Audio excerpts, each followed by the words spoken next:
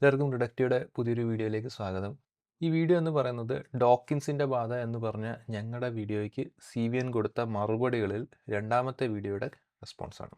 So it is a response to CVN's response. ഒന്ന് brief ചെയ്യുക. ഡോക്കിൻസിൻ്റെ ബാധയിൽ നമ്മൾ രണ്ട് ആർഗ്യുമെൻ്റ് ആയിരുന്നു വെച്ചിരുന്നത്. ഒന്ന്, ഇന്നത്തെ കറണ്ട് യുക്തിവാദ മൂവ്മെൻറ്റിന് ഡോക്കിൻസിൻ്റെ ബാധ ബാധിച്ചിട്ടുണ്ട്. രണ്ടാമത്തെ ബാധ എന്ന് പറഞ്ഞു കഴിഞ്ഞാൽ ഇന്നത്തെ യുക്തിവാദ മൂവ്മെൻറ്റ് സാമൂഹിക മാറ്റം എന്നത് സാമൂഹിക, സാമ്പത്തിക, രാഷ്ട്രീയ ബന്ധങ്ങളിൽ നിന്ന് ഇൻഡിപെൻഡൻ്റായിട്ട് പഠിക്കാനും ഇൻഡിപെൻഡൻ്റായിട്ട് നടക്കും എന്നുമൊക്കെ കരുതുന്നു എന്നായിരുന്നു ഞങ്ങളുടെ വാദം. യുക്തിവാദ മൂവ്മെൻറ്റിൽ ഡോക്കിൻസ് ബാധ ബാധിച്ചു എന്ന് പറയുമ്പോൾ എന്താണ് ഡോക്കിൻസ് ബാധ, എന്തല്ല ഡോക്കിൻസ് ബാധ എന്ന് ഞങ്ങൾ കഴിഞ്ഞ വീഡിയോയിൽ എക്സ്പ്ലെയിൻ ചെയ്തതാണ്. ഞങ്ങൾ കേസ് സ്റ്റഡീസ് എടുത്തായിരുന്നു. ഞങ്ങൾ ലിയാഖത്ത് അലി, ജബ്ബാർ മാഷ്, ഫൗസിയ ടീച്ചർ, സജീവൻ അന്തിക്കട, അങ്ങനെ കുറേ കേസ് സ്റ്റഡീസ് ഒക്കെ എടുത്തായിരുന്നു. ഇപ്പോഴത്തെ യുക്തിവാദ മൂവ്മെൻറ്റിലുള്ള ഡോക്കിൻസ് ബാധയെക്കുറിച്ച് പറയാനാണെങ്കിൽ ഇഷ്ടം പോലെ ഉണ്ട്. It's A problem of plenty എന്ന് പറയത്തില്ല. ഒരുപാട് ആഖ്യാനങ്ങളിൽ നിന്ന് എന്തെടുത്ത് പ്രേക്ഷകർക്ക് കാണിക്കുമ്പോഴാണ് എഫക്റ്റീവ് ആകുക എന്നുള്ളൊരു കൺഫ്യൂഷൻ മാത്രമേ ഞങ്ങൾക്കുള്ളൂ. അതിനെക്കുറിച്ച് സംസാരിക്കാനാണെങ്കിൽ മണിക്കൂറുകളോളം നമുക്ക് ഇനിയും വീഡിയോകൾ ചെയ്യാനുണ്ട്. പക്ഷേ തൽക്കാലം നമ്മൾ അതിലേക്ക് പോകുന്നില്ല. നിങ്ങൾക്ക് താല്പര്യമുണ്ടെങ്കിൽ ഇന്നുള്ള യുക്തിവാദ മൂവ്മെൻറ്റ് നിൽക്കുന്ന ആളുകൾ ഇസ്ലാമിക മതവിമർശനമോ അല്ലെങ്കിൽ മുസ്ലിം വിഷയങ്ങളോ അല്ലെങ്കിൽ ഇസ്ലാമിനെ പറ്റിയൊക്കെയുള്ള എന്തെങ്കിലും വിഷയങ്ങൾ വരുമ്പോൾ അവർ സോഷ്യൽ മീഡിയയിൽ നടത്തുന്ന അഭിപ്രായങ്ങളോ സോഷ്യൽ മീഡിയ കമൻറ്റോ തന്നെ നോക്കിക്കഴിഞ്ഞാൽ തന്നെ നിങ്ങൾക്ക് ഈ ഡോക്കിൻസ് ബാധ നിങ്ങൾക്ക് കാണാൻ പറ്റുന്നതായിരിക്കും. ഇന്ന് നമ്മൾ റെസ്പോണ്ട് ചെയ്യാൻ പോകുന്ന വീഡിയോ വെച്ച കുറച്ച് പോയിൻറ്റ്സിനെ അഡ്രസ്സ് ചെയ്യാൻ ശ്രമിക്കുന്ന ഒരു വീഡിയോ ആണ്. അപ്പോൾ അതിന് നമുക്ക് മറുപടി പറയാം. അപ്പോൾ എന്നാൽ നമുക്ക് വീഡിയോയിലേക്ക് കിടക്കാം.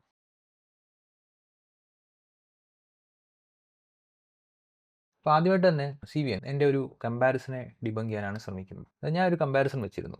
ഇപ്പോൾ ഈ ഡോക്കിൻസിൻ്റെ വിമർശന രീതി, ഡോക്കിൻസ് ടൂൾ വെച്ചിട്ടുള്ള വിമർശന രീതി എന്ന് നോക്കുമ്പോൾ മതം എന്നതൊരു വൈറസ് പോലെ സമൂഹത്തെ ഇങ്ങനെ പിടിച്ചിരിക്കുകയാണ്. മനുഷ്യരുടെ തലയിലൊക്കെ അത് കയറി പ്രവർത്തിക്കുന്നുണ്ട്. അപ്പോൾ അത് നമ്മളിങ്ങനെ മാറ്റാൻ വേണ്ടി നമ്മൾ ശ്രമിച്ചുകൊണ്ടിരിക്കുന്നു. അപ്പോൾ അങ്ങനെ വൈറസ് പിടിച്ച കൾച്ചറുകൾ, ഇൻഫീരിയർ കൾച്ചറും ഈ വൈറസിൽ നിന്ന് മുക്തമായ കൾച്ചറുകൾ, സുപ്പീരിയർ കൾച്ചറും, അങ്ങനെ സമൂഹത്തെ കണ്ടിട്ട് മതവിമർശനം എന്നുള്ള ഒരു കാര്യം നമ്മൾ ചെയ്യുമ്പോൾ അത് വംശീയതയായിട്ടും റേസിസമായിട്ടും ഫലിക്കുന്നു എന്നതായിരുന്നു എൻ്റെ വാദം. അന്ന് ഞാനൊരു കമ്പാരിസൺ ടേബിൾ കാണിച്ചായിരുന്നു. അതായത് ഇപ്പം നാസി ജർമ്മനിയിൽ ജൂതന്മാരുടെ ജനിതകം ഇൻഫീരിയർ ആണ് എന്ന് അവരൊരു ആഖ്യാനം വെച്ചിരുന്നു. അപ്പോൾ അതുമായിട്ട് വളരെ സിമിലർ ആയിട്ടുള്ള ഒരു നറേറ്റീവാണിതെന്നും ഫലത്തിൽ ഇത് ഒരേ റിസൾട്ടാണ് ഉണ്ടാകുന്നത് എന്നുമായിരുന്നു എൻ്റെ വാദം. അപ്പോൾ CVN എൻ്റെ ഈ കമ്പാരിസൺ ഫോൾസ് ഇക്വലൻസ് അല്ലെങ്കിൽ ഫോൾസ് അനാലജി ആണെന്ന് പറഞ്ഞ് തള്ളിക്കളയാനാണ് ശ്രമിക്കുന്നത്. നമുക്കൊന്ന് കേട്ടുനോക്കാം. ലോജിക്കൽ ഫാലസികളുമായി സാമാന്യം പരിചയമുള്ള ആർക്കും ഇവിടെ പ്രതീക്ഷ കമ്മിറ്റ് ചെയ്യുന്ന ലോജിക്കൽ ഫാലസി ന്യായവൈകല്യം ഏതാണെന്നത് വ്യക്തമാണ്. അത് ഫോൾസ് ഇക്വലൻസ് അഥവാ ഫോൾസ് അനാളജി എന്ന ന്യായവൈകല്യമാണ്.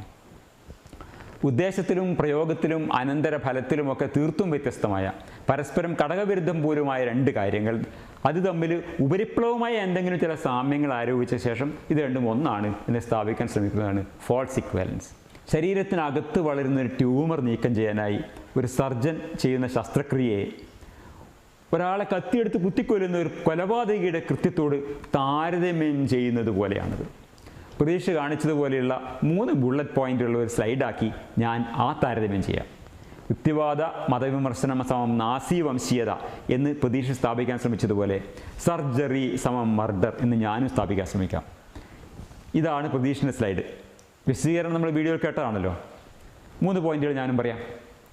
1, രണ്ടിലും ഉപയോഗിക്കുന്നത്, സർജറിയിലായാലും കൊലപാതകത്തിലായാലും രണ്ടിലും ഉപയോഗിക്കുന്നത് മൂർച്ചയുള്ള ആയുധങ്ങളാണ്. സർജൻ ഉപയോഗിക്കുന്നത് സ്കാൽപ്പൽ, കൊലപാതകം ഉപയോഗിക്കുന്നത് കത്തി.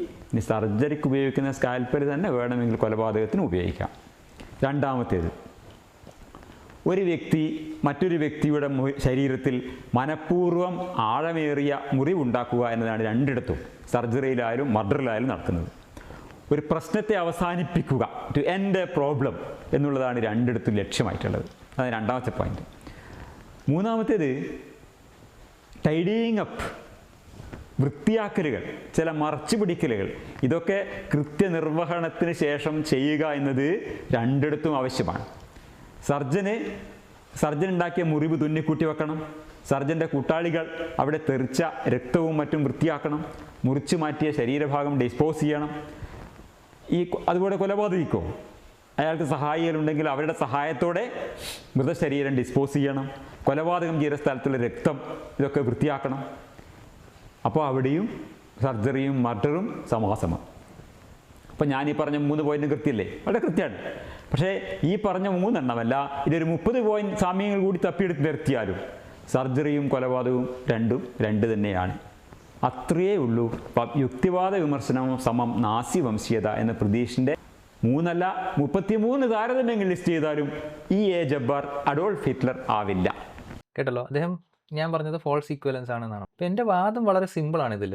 ഇപ്പോൾ സീവൻ ഈ കൊണ്ടുവന്ന എക്സാമ്പിൾ ഉള്ളൂ, ഡോക്ടർ സർജറി നടത്തുന്നത്. ഇപ്പോൾ ഈ ഡോക്ടർ നടത്തുന്ന സർജറി കാരണം ആളുകൾ മരിക്കുന്നു എന്നാണ് എൻ്റെ വാദം. സീവൻ തെളിയിക്കേണ്ടത് അങ്ങനെ ചെയ്യുന്നതുകൊണ്ട് ആളുകൾ മരിക്കുന്നില്ല എന്നാണ് എൻ്റെ വാദം. എന്ന് വെച്ചാൽ ഇപ്പോൾ സീവൻ കൊണ്ടുവന്ന ഈ എക്സാമ്പിളിൽ ഈ സർജറി ചെയ്യുന്ന സർജൻ ഈ സർജറി ചെയ്യുമ്പോൾ ആളുകൾ മരിക്കുന്നുണ്ട്. എങ്ങനെയാണോ കുത്തിക്കൊല്ലുമ്പോൾ ആളുകൾ മരിക്കുന്നത്, അതേമാതിരി തന്നെ ഈ സർജൻ സർജറി ചെയ്യുമ്പോൾ മരിക്കുന്നു എന്നതാണ് എൻ്റെ വാദം. ആ സർജൻ അറിഞ്ഞുകൊണ്ട് ചെയ്യുന്നുണ്ടോ അറിയാതെ ചെയ്യുന്നതാണോ എന്നത് വേറെ വിഷയമാണ്. പക്ഷേ ആൾ ചാവുന്നുണ്ട്. Operation successful, patient is dead. ഇതാണ് നടക്കുന്നത് എന്നാണ് ഞാൻ പറഞ്ഞത്.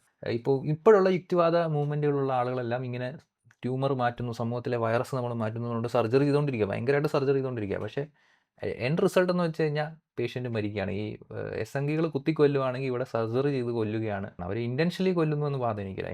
എനിക്കൊരിക്കലും വാദമില്ല ഈ യുക്തിവാദ പക്ഷത്തുള്ള ആളുകൾക്ക് ഇങ്ങനെ സമൂഹത്തിൽ ദ്രോഹം ചെയ്യണമെന്ന് ഇൻറ്റൻഷ്യലി ആഗ്രഹമുണ്ടെന്ന്. പക്ഷേ ഇൻറ്റൻഷ്യലി ആണെങ്കിലും അല്ലെങ്കിലും അവസാനം കുട്ടി മരിക്കുന്നുണ്ട് എന്നാണ് നമ്മുടെ വാദം.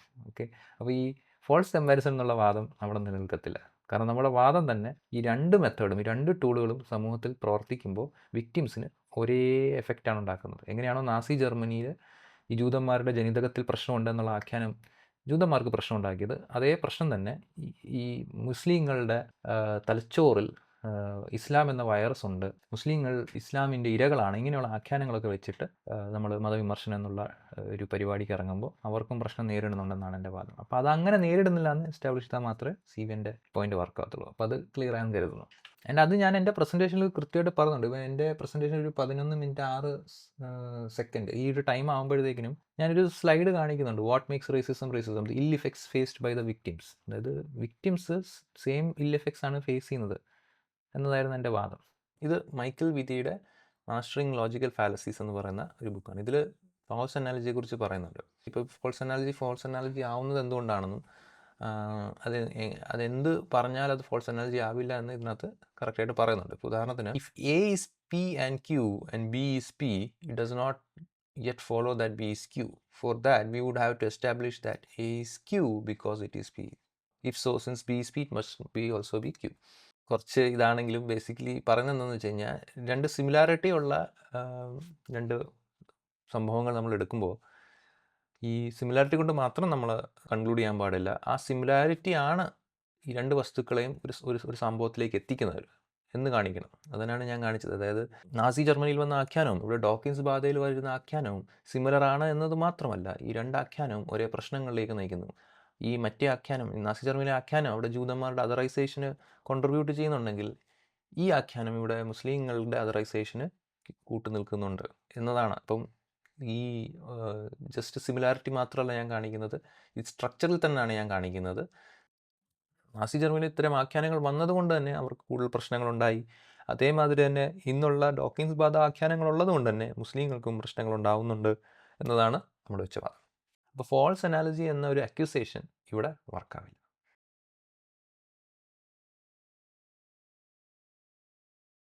20 മിനിറ്റ് 4 സെക്കൻഡിൽ അദ്ദേഹം പറയുന്നുണ്ട്, ഒരു കാര്യത്തോട് എനിക്ക് യോജിപ്പാനുള്ളത്, ഒരു മതത്തിൽ വിശ്വസിക്കുന്നവർക്കെതിരെയുള്ള വിദ്വേഷം റേസിസമല്ല എന്ന വാദം അബദ്ധമാണ്.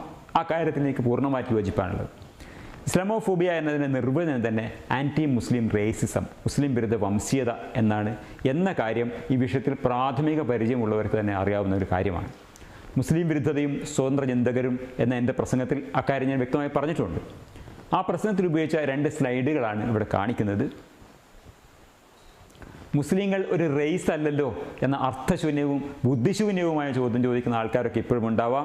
എനിക്ക് അത്ര ബുദ്ധിശൂന്യത ഇല്ലാത്തതുകൊണ്ട് ഇസ്ലാമോഫോബിയ എന്നത് മുസ്ലിം വിരുദ്ധ വംശീയതയാണ് എന്ന കാര്യത്തിൽ ഒരു തർക്കവുമില്ല.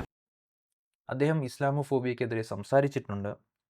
റണ്ണിമേഡ് ട്രസ്റ്റിൻ്റെ ഇസ്ലാമോഫോബിയ എന്നാൽ മുസ്ലിം വിരുദ്ധ റേസിസമാണ് എന്ന് അദ്ദേഹം അംഗീകരിക്കുന്നുണ്ട്. മുസ്ലിം ഒരു റേസ് അല്ലല്ലോ എന്ന ചോദ്യം വിഡ്ഢിത്തരമാണ് എന്നൊക്കെ അദ്ദേഹം അംഗീകരിക്കുന്നുണ്ട്. നല്ല കാര്യം, അതിലൊന്നും എനിക്ക് തർക്കമില്ല. പക്ഷേ അതിനുശേഷം അദ്ദേഹം ഒരു 2 മിനിറ്റ് കഴിഞ്ഞ് അദ്ദേഹം പറയുന്നത് സമൂഹത്തിൽ മുസ്ലിം വിരുദ്ധത അഥവാ ഇസ്ലാമോഫോബിയ യഥാർത്ഥത്തിൽ നിലവിലുണ്ട് എന്ന് ആ പ്രസംഗത്തിലെ വാചകം തന്നെയാണ് കേട്ടോ. നിലവിലുണ്ട് എന്ന് മനസ്സിലാക്കുന്ന ജബ്ബാർ മാഷിനോ എനിക്കോ മറ്റ് യുക്തിവാദികൾക്കോ ഒന്നും ഇസ്ലാം മത വിമർശനവും മുസ്ലിം വിരുദ്ധതയും രണ്ടും രണ്ടാണ് എന്ന് തിരിച്ചറിയാൻ യാതൊരു പ്രയാസവുമില്ല. മുസ്ലിം ജനതയോട് സഹോദരഭാവം പുലർത്തിക്കൊണ്ട് തന്നെ ഇസ്ലാം വിമർശനം നടത്താം എന്ന കാര്യത്തിൽ ഒരു യുക്തിവാദിക്ക് സംശയമില്ല. നിങ്ങൾ കേട്ടല്ലോ, ഇവിടെ എനിക്കും ജബ്ബാർ മാഷിനും ഒരു യുക്തിവാദിക്കും ഒന്നും ഇതിൽ യാതൊരു തർക്കമില്ല എന്ന് പറയുന്ന കാര്യം തെളിവുകളുടെ അടിസ്ഥാനത്തിലുള്ളതല്ല. തെളിവുകൾ നമ്മൾ പരിശോധിക്കുമ്പോൾ ഈ വാദം നിലനിൽക്കുന്നില്ല. അതെങ്ങനെയെന്ന് ഞാൻ വിശദീകരിക്കാം. സീവൻ ഇവിടെ കോട്ട് ചെയ്തത് റണ്ണിമേഡ് റിപ്പോർട്ടാണ്. ഇതേ റണ്ണിമേഡ് ട്രസ്റ്റ് തന്നെ 1997 കൊണ്ടുവന്ന ഒരു റിപ്പോർട്ടുണ്ട്. അതിൻ്റെ പേര് Islamophobia a challenge for us all എന്നാണ് ആ റിപ്പോർട്ടിൻ്റെ പേര്. ആ റിപ്പോർട്ടിൻ്റെ ഒരു സെക്ഷൻ ഞാൻ സ്ക്രീനിൽ കാണിക്കാം. The report begins by describing the nature of anti-Muslim prejudice and draws a key distinction between closed views of Islam on the one hand and open views on the other. ഇസ്ലാമിനെ പറ്റിയുള്ള അടഞ്ഞ വീക്ഷണവും ഇസ്ലാമിനെ പറ്റിയുള്ള തുറന്ന വീക്ഷണവും distinguish ചെയ്താണ് ഈ report തുടങ്ങുന്നത് എന്നാണ് പറഞ്ഞത്. നോട്ട് ദി പോയിന്റ്, ഇവിടെ മുസ്ലിങ്ങളെ പറ്റിയുള്ള തുറന്ന വീക്ഷണമോ അടഞ്ഞ വീക്ഷണമോ അല്ല, ഇസ്ലാമിനെ പറ്റിയുള്ള തുറന്ന വീക്ഷണവും അടഞ്ഞ വീക്ഷണവും എന്ന് തന്നെയാണ് റിപ്പോർട്ട് പറയുന്നത്. ഇതിനകത്തെ ഒരു സെൻറ്റൻസ് നിങ്ങൾ വായിക്കുക. Islamophobia is equated with closed views and 8 main features are itemised. Islamophobia എന്ന് പറയുന്നത് ഈ ഇസ്ലാമിനോടുള്ള അടഞ്ഞ വീക്ഷണത്തെ ഇസ്ലാമോഫോബിയ ആയിട്ട് തന്നെയാണ് റണ്ണിമേഡ് ട്രസ്റ്റ് ഇക്വേറ്റ് ചെയ്തിരിക്കുന്നത്. അപ്പോൾ ഈ കാര്യത്തിൽ ഇവിടെയുള്ള യുക്തിവാദികൾക്ക് തർക്കമില്ല എന്ന് ഞാൻ കരുതുന്നില്ല. എന്തൊക്കെയാണ് ആ 8 ഫീച്ചേഴ്സ് എന്ന് ഞാൻ കാണിച്ചു തരാം. സ്ക്രീൻ നിങ്ങൾക്ക് കാണാൻ കഴിയുന്നുണ്ട്. ക്ലോസ്ഡ് വ്യൂസ് ഓഫ് ഇസ്ലാം എന്ന് പറഞ്ഞു കഴിഞ്ഞാൽ ഇസ്ലാമിനെ ഒരു ഏകശിലാരൂപമായിട്ട് കാണുകയാണ്. അതായത് ഇന്ത്യയിലുള്ള ഇസ്ലാം, സൗദി അറേബ്യയിലുള്ള ഇസ്ലാം, ബ്രൂണയിലുള്ള ഇസ്ലാം, പാകിസ്ഥാനിലുള്ള ഇസ്ലാം, ഇറാനിലുള്ള ഇസ്ലാം, തുർക്കിയിലുള്ള ഇസ്ലാം, ഇന്തോനേഷ്യയിലുള്ള ഇസ്ലാം, എല്ലാം ഏകശിലാരൂപമായിട്ട് നിൽക്കുന്ന ഇസ്ലാമാണ്. ഇവയിൽ മാറ്റങ്ങൾ ഉണ്ടാവുന്നില്ല, ഇവയിൽ പരിഷ്കാരങ്ങൾ നടക്കുന്നില്ല, ഇവയുടെ ഉള്ളിൽ തർക്കങ്ങളോ ഡിബേറ്റുകളോ ഒന്നും നടക്കുന്നില്ല. ഇസ്ലാം എന്ന് പറഞ്ഞു കഴിഞ്ഞാൽ ഒരൊറ്റ ഏകശിലാരൂപമായിട്ട് നിൽക്കുന്ന ഇസ്ലാമാണ്. ഈ ഒരു വീക്ഷണം തന്നെയാണ് ഡോക്കിൻസ് മുമ്പോട്ട് വയ്ക്കുന്നത്. ഇസ്ലാം എന്ന യഥാർത്ഥ ഇസ്ലാം മനുഷ്യൻ്റെ തലച്ചോറിൽ കയറുന്നു, അത് മനുഷ്യരെ കൊണ്ട് ഓരോ മോശം കാര്യങ്ങൾ ചെയ്യിക്കുന്നു. ഇസ്ലാമിനെ തുറന്ന വീക്ഷണത്തിലൂടെയല്ല ഇവിടെ കാണുന്നത്, അടഞ്ഞ വീക്ഷണത്തിലൂടെയാണ്. ഈ ബുക്കുകളിലും ഹദീസിലും ഒരു ഇസ്ലാമുണ്ട്, ഒരു ഇൻ്റർപ്രിട്ടേഷൻ ഓഫ് ഇസ്ലാം ഉണ്ട്. അതാണ് ലോകത്തെല്ലായിടത്തും ഒരേപോലെ നിൽക്കുന്നത് എന്നാണ് ഇവിടെ പല യുക്തിവാദികളും കാണുന്നത്. സിറിയയിൽ ആഭ്യന്തര കലാപം ഉണ്ടാകുമ്പോൾ അവിടെ ഉണ്ടാകുന്ന ഇസ്ലാമും ഇസ്രായേൽ പലസ്തീൻ കോൺഫ്ലിക്റ്റിൽ അവിടെ ഉണ്ടാകുന്ന പ്രശ്നവും എല്ലാം ഇസ്ലാമാണ്, ഒരേ ഇസ്ലാമാണ്, മാറ്റമില്ലാത്ത ഒരു കല്ലായിട്ട് നിൽക്കുന്ന ഒരു ഇസ്ലാം. ഇത് ഇവിടുത്തെ യുക്തിവാദികൾ കൊണ്ടു നടക്കുന്ന ഒരു വീക്ഷണമാണ്. ഇല്ലാന്ന് സീവിയന് റിജക്റ്റ് ചെയ്യാൻ പറ്റുമോ? ഇല്ല. അപ്പോൾ ഇസ്ലാം എന്ന് കഴിഞ്ഞാൽ വെസ്റ്റിനെക്കാട്ടിലും ബാർബറിക്കും ഇൻഫീരിയറും പ്രിമിറ്റീവുമാണ്. നമ്മുടെ ഫൗസിയ ടീച്ചറിൻ്റെ പോസ്റ്റ് ക്ലാസിക് എക്സാമ്പിളാണ്. ഉയർന്ന സംസ്കാരമുള്ള അയർലൻഡുകാർ, ആ ഉയർന്ന സംസ്കാരമുള്ള അയർലൻഡിലേക്ക് താഴ്ന്ന സംസ്കാരമുള്ള ആളുകൾ എത്തുന്നു. കാരണം ഇസ്ലാം വെസ്റ്റിനെക്കാട്ടിലും താഴ്ന്ന സംസ്കാരമാണല്ലോ, അവർ ബാർബറിക് ആണല്ലോ. നമ്മുടെ ബാഹുബലി സിനിമകളിൽ കാണുന്ന മാതിരി തന്നെ കാലകേയൻ്റെ ആളുകളാണ് ഇസ്ലാമും. ഈ ബാഹുബലിയുടെ രാജ്യം എന്ന് പറഞ്ഞു കഴിഞ്ഞാൽ ഭയങ്കര ഉയർന്ന സംസ്കാരമുള്ളവരുമാണ്. ഈ ഒരു വീക്ഷണത്തിലൂടെയാണ് കേരള യുക്തിവാദ മണ്ഡലത്തിലെ ആളുകൾ ഇസ്ലാമിനെ കാണുന്നത്. അതുകൊണ്ടാണ് ഇസ്ലാമിക അഭയാർത്ഥികൾ സ്ത്രീകളെ വഴി നടക്കാൻ സമ്മതിക്കുന്നില്ല എന്ന് പറയുന്നത്. Islam seen as violent, aggressive, threatening, supportive of terrorism. Islam എന്ന് പറഞ്ഞു കഴിഞ്ഞാൽ വയലൻ്റ് ആണ്, അഗ്രസീവാണ്, ത്രട്ടനിങ് ആണ്. എല്ലാ പ്രശ്നങ്ങളും ലോകത്തിലെ എല്ലാ പ്രശ്നങ്ങളും അവനുണ്ട്. ജബ്ബാർ മാഷിൻ്റെ ഈ ഒരു ഓഡിയോ കേട്ടു നോക്കാം. ഞാൻ പറഞ്ഞു വന്നത് സയോണിസത്തിന് അതിനപ്പുറത്തേക്ക് ലോകം കീഴടക്കണമെന്ന ഒരു ലക്ഷ്യമില്ല, ജൂതമതം വികസിപ്പിക്കണമെന്നൊരു ലക്ഷ്യമില്ല, ലോകത്തിൻ്റെ പോലീസാവണമെന്ന ലക്ഷ്യം പോലും ഇല്ല. അവർക്ക് അവരുടെ അസ്തിത്വം മാത്രമാണ് ലക്ഷ്യം. അതുകൊണ്ട് തന്നെ സയണിസം അവരുടെ പ്രശ്നം തീരുന്നതോടുകൂടി ലോകത്തിന് ഒരു പ്രശ്നമല്ലാതായി മാറും. ആ പ്രശ്നം എങ്ങനെ തീർക്കാൻ കഴിയും എന്നതിൻ്റെ കോംപ്ലിക്കേഷൻസ് മാത്രമാണ് ഇന്ന് നിലനിൽക്കുന്നത്. അതുകൊണ്ട് സയണിസമല്ല ലോകത്തിന് ഭീഷണി. അതുപോലെ തന്നെ ഇന്ത്യയിലെ സംഘപരിവാറാണ് ലോകത്തെ ഏറ്റവും വലിയ ഭീഷണി എന്ന മട്ടിൽ സംസാരിക്കുന്നവരുണ്ട്. ഇന്ത്യ എന്ന രാജ്യത്തെ സംബന്ധിച്ചിടത്തോളം സംഘപരിവാർ തന്നെയാണ് നമ്മുടെ ജനാധിപത്യത്തിനും നമ്മുടെ രാജ്യത്തിനും ഏറ്റവും വലിയ ഭീഷണി ഉയർത്തിയിട്ടുള്ളത്. ആ ഭീഷണിയെ ജനാധിപത്യം കൊണ്ട് തന്നെ ചെറുക്കാൻ കഴിയുമെന്ന് ഈ കഴിഞ്ഞ തെരഞ്ഞെടുപ്പ് തെളിയിച്ചിട്ടുണ്ട്. അതുകൊണ്ട് തന്നെ സംഘപരിവാറിൻ്റെ അപകടവും താരതമ്യേന ഇസ്ലാമുമായിട്ട് താരതമ്യം ചെയ്താൽ അത്ര വലുതല്ല. കാരണം സംഘപരിവാറിന് ലോകം കീഴടക്കുക എന്ന ലക്ഷ്യമില്ല, അല്ലെങ്കിൽ അധിനിവേശം നടത്തുക എന്ന ലക്ഷ്യമില്ല. അവരുടെ ലക്ഷ്യങ്ങൾ ഇന്ത്യയിൽ ഒതുങ്ങുന്ന ലക്ഷ്യങ്ങളാണ്. എന്നാൽ ഇസ്ലാം എന്ന് പറയുന്നത് വിഷലിപ്തമായ ഒരു ഐഡിയോളജി മാത്രമല്ല, അത് ലോക സമാധാനത്തിന് എല്ലാ കാലത്തും ഭീഷണിയാണ്. അത് ലോകം കീഴടക്കാൻ അവസരം കാത്തിരിക്കുന്ന ഒരു പ്രസ്ഥാനമാണ്, ഒരു ഐഡിയോളജിയാണ്. ഇതിനർത്ഥം മുസ്ലിങ്ങളെല്ലാം അങ്ങനെ പെരുമാറുന്നവരാണ് എന്ന് അല്ല. പക്ഷേ ഇസ്ലാമിന് 2-3 തരത്തിലുള്ള രീതിശാസ്ത്രം ഉപയോഗിച്ചുകൊണ്ട് അവരുടെ ലക്ഷ്യം സ്ഥാപിക്കാനുള്ള പ്രവർത്തനങ്ങൾ ഉണ്ട്. ആ പ്രവർത്തനങ്ങളെ യഥാവിധി യുക്തിസഹമായി ലോകം ചെറുത്തില്ലെങ്കിൽ ഇസ്ലാം ലോകത്തിന് ഇനിയും ഒരു ഭീഷണിയായിട്ട് വളരുമെന്ന കാര്യത്തിൽ തർക്കമില്ല. ഇത് നമ്മൾ കഴിഞ്ഞ വീഡിയോയിൽ പറഞ്ഞ ഒരു സംഭവമാണ്. ഈ പുട്ടിന് പീര മാതിരി തന്നെ ആദ്യം വളരെ റിഗ്രസീവായിട്ടൊരു കാര്യം പറയും, പിന്നെ അതിൻ്റെ ഇടയ്ക്ക് ഇങ്ങനെ കുറച്ച് പ്രോഗ്രസീവ് സാധനങ്ങളൊക്കെ ഇങ്ങനെ കയറ്റി വെച്ചിട്ടൊരു പുട്ടിന് പീര മാതിരി പറയുന്നത്. അത് ഇതിലും നമുക്ക് കാണാൻ പറ്റുന്നുണ്ട്. അതായത് ഇസ്ലാം എന്ന ലോക ഭീഷണിയാണ്. പക്ഷേ എല്ലാ മുസ്ലിങ്ങളും അങ്ങനെയല്ല കേട്ടോ. പക്ഷേ ഇസ്ലാമിന് ഇങ്ങനെ ഒരു രീതിശാസ്ത്രമുണ്ട് കേട്ടോ. പക്ഷേ നിങ്ങൾ മുസ്ലിങ്ങളെ സംശയിക്കരുത് കേട്ടോ. ഹിന്ദുത്വം എന്നത് ഒരു ചെറിയ പ്രശ്നമാണ്. ജനാധിപത്യം കൊണ്ട് നമുക്ക് സോൾവ് ചെയ്യാൻ പറ്റുന്ന പ്രശ്നമാണ്. ലോക്കൽ പ്രശ്നമാണ്, ഇന്ത്യയിലെ പ്രശ്നമാണ്, നമുക്കത് പരിഹരിക്കാൻ പറ്റും. സയനിസം എന്ന് പറഞ്ഞാലും അവിടുത്തെ ഒരു പ്രശ്നമാണ്. പക്ഷേ ഇസ്ലാം അങ്ങനെയല്ല. ഇസ്ലാം ലോകത്തിൻ്റെ പ്രശ്നമാണ്. ഇത് ഒരു അടഞ്ഞ വീക്ഷണമാണ്. ഇസ്ലാമിനെ ഇങ്ങനെ വീക്ഷിക്കുന്നത് ഒരു അടഞ്ഞ വീക്ഷണമാണ് എന്ന് തന്നെയാണ് റണ്ണിമേഡ് ട്രസ്റ്റ് പറയുന്നത്.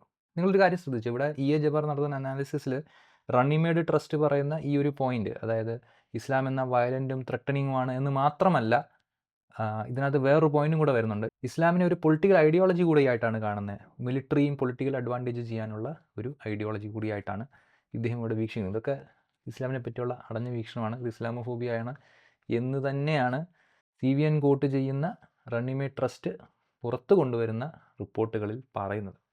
ഞാനല്ല പറയുന്നത്, റണ്ണിമേഡ് ട്രസ്റ്റ് തന്നെയാണ് പറയുന്നത്.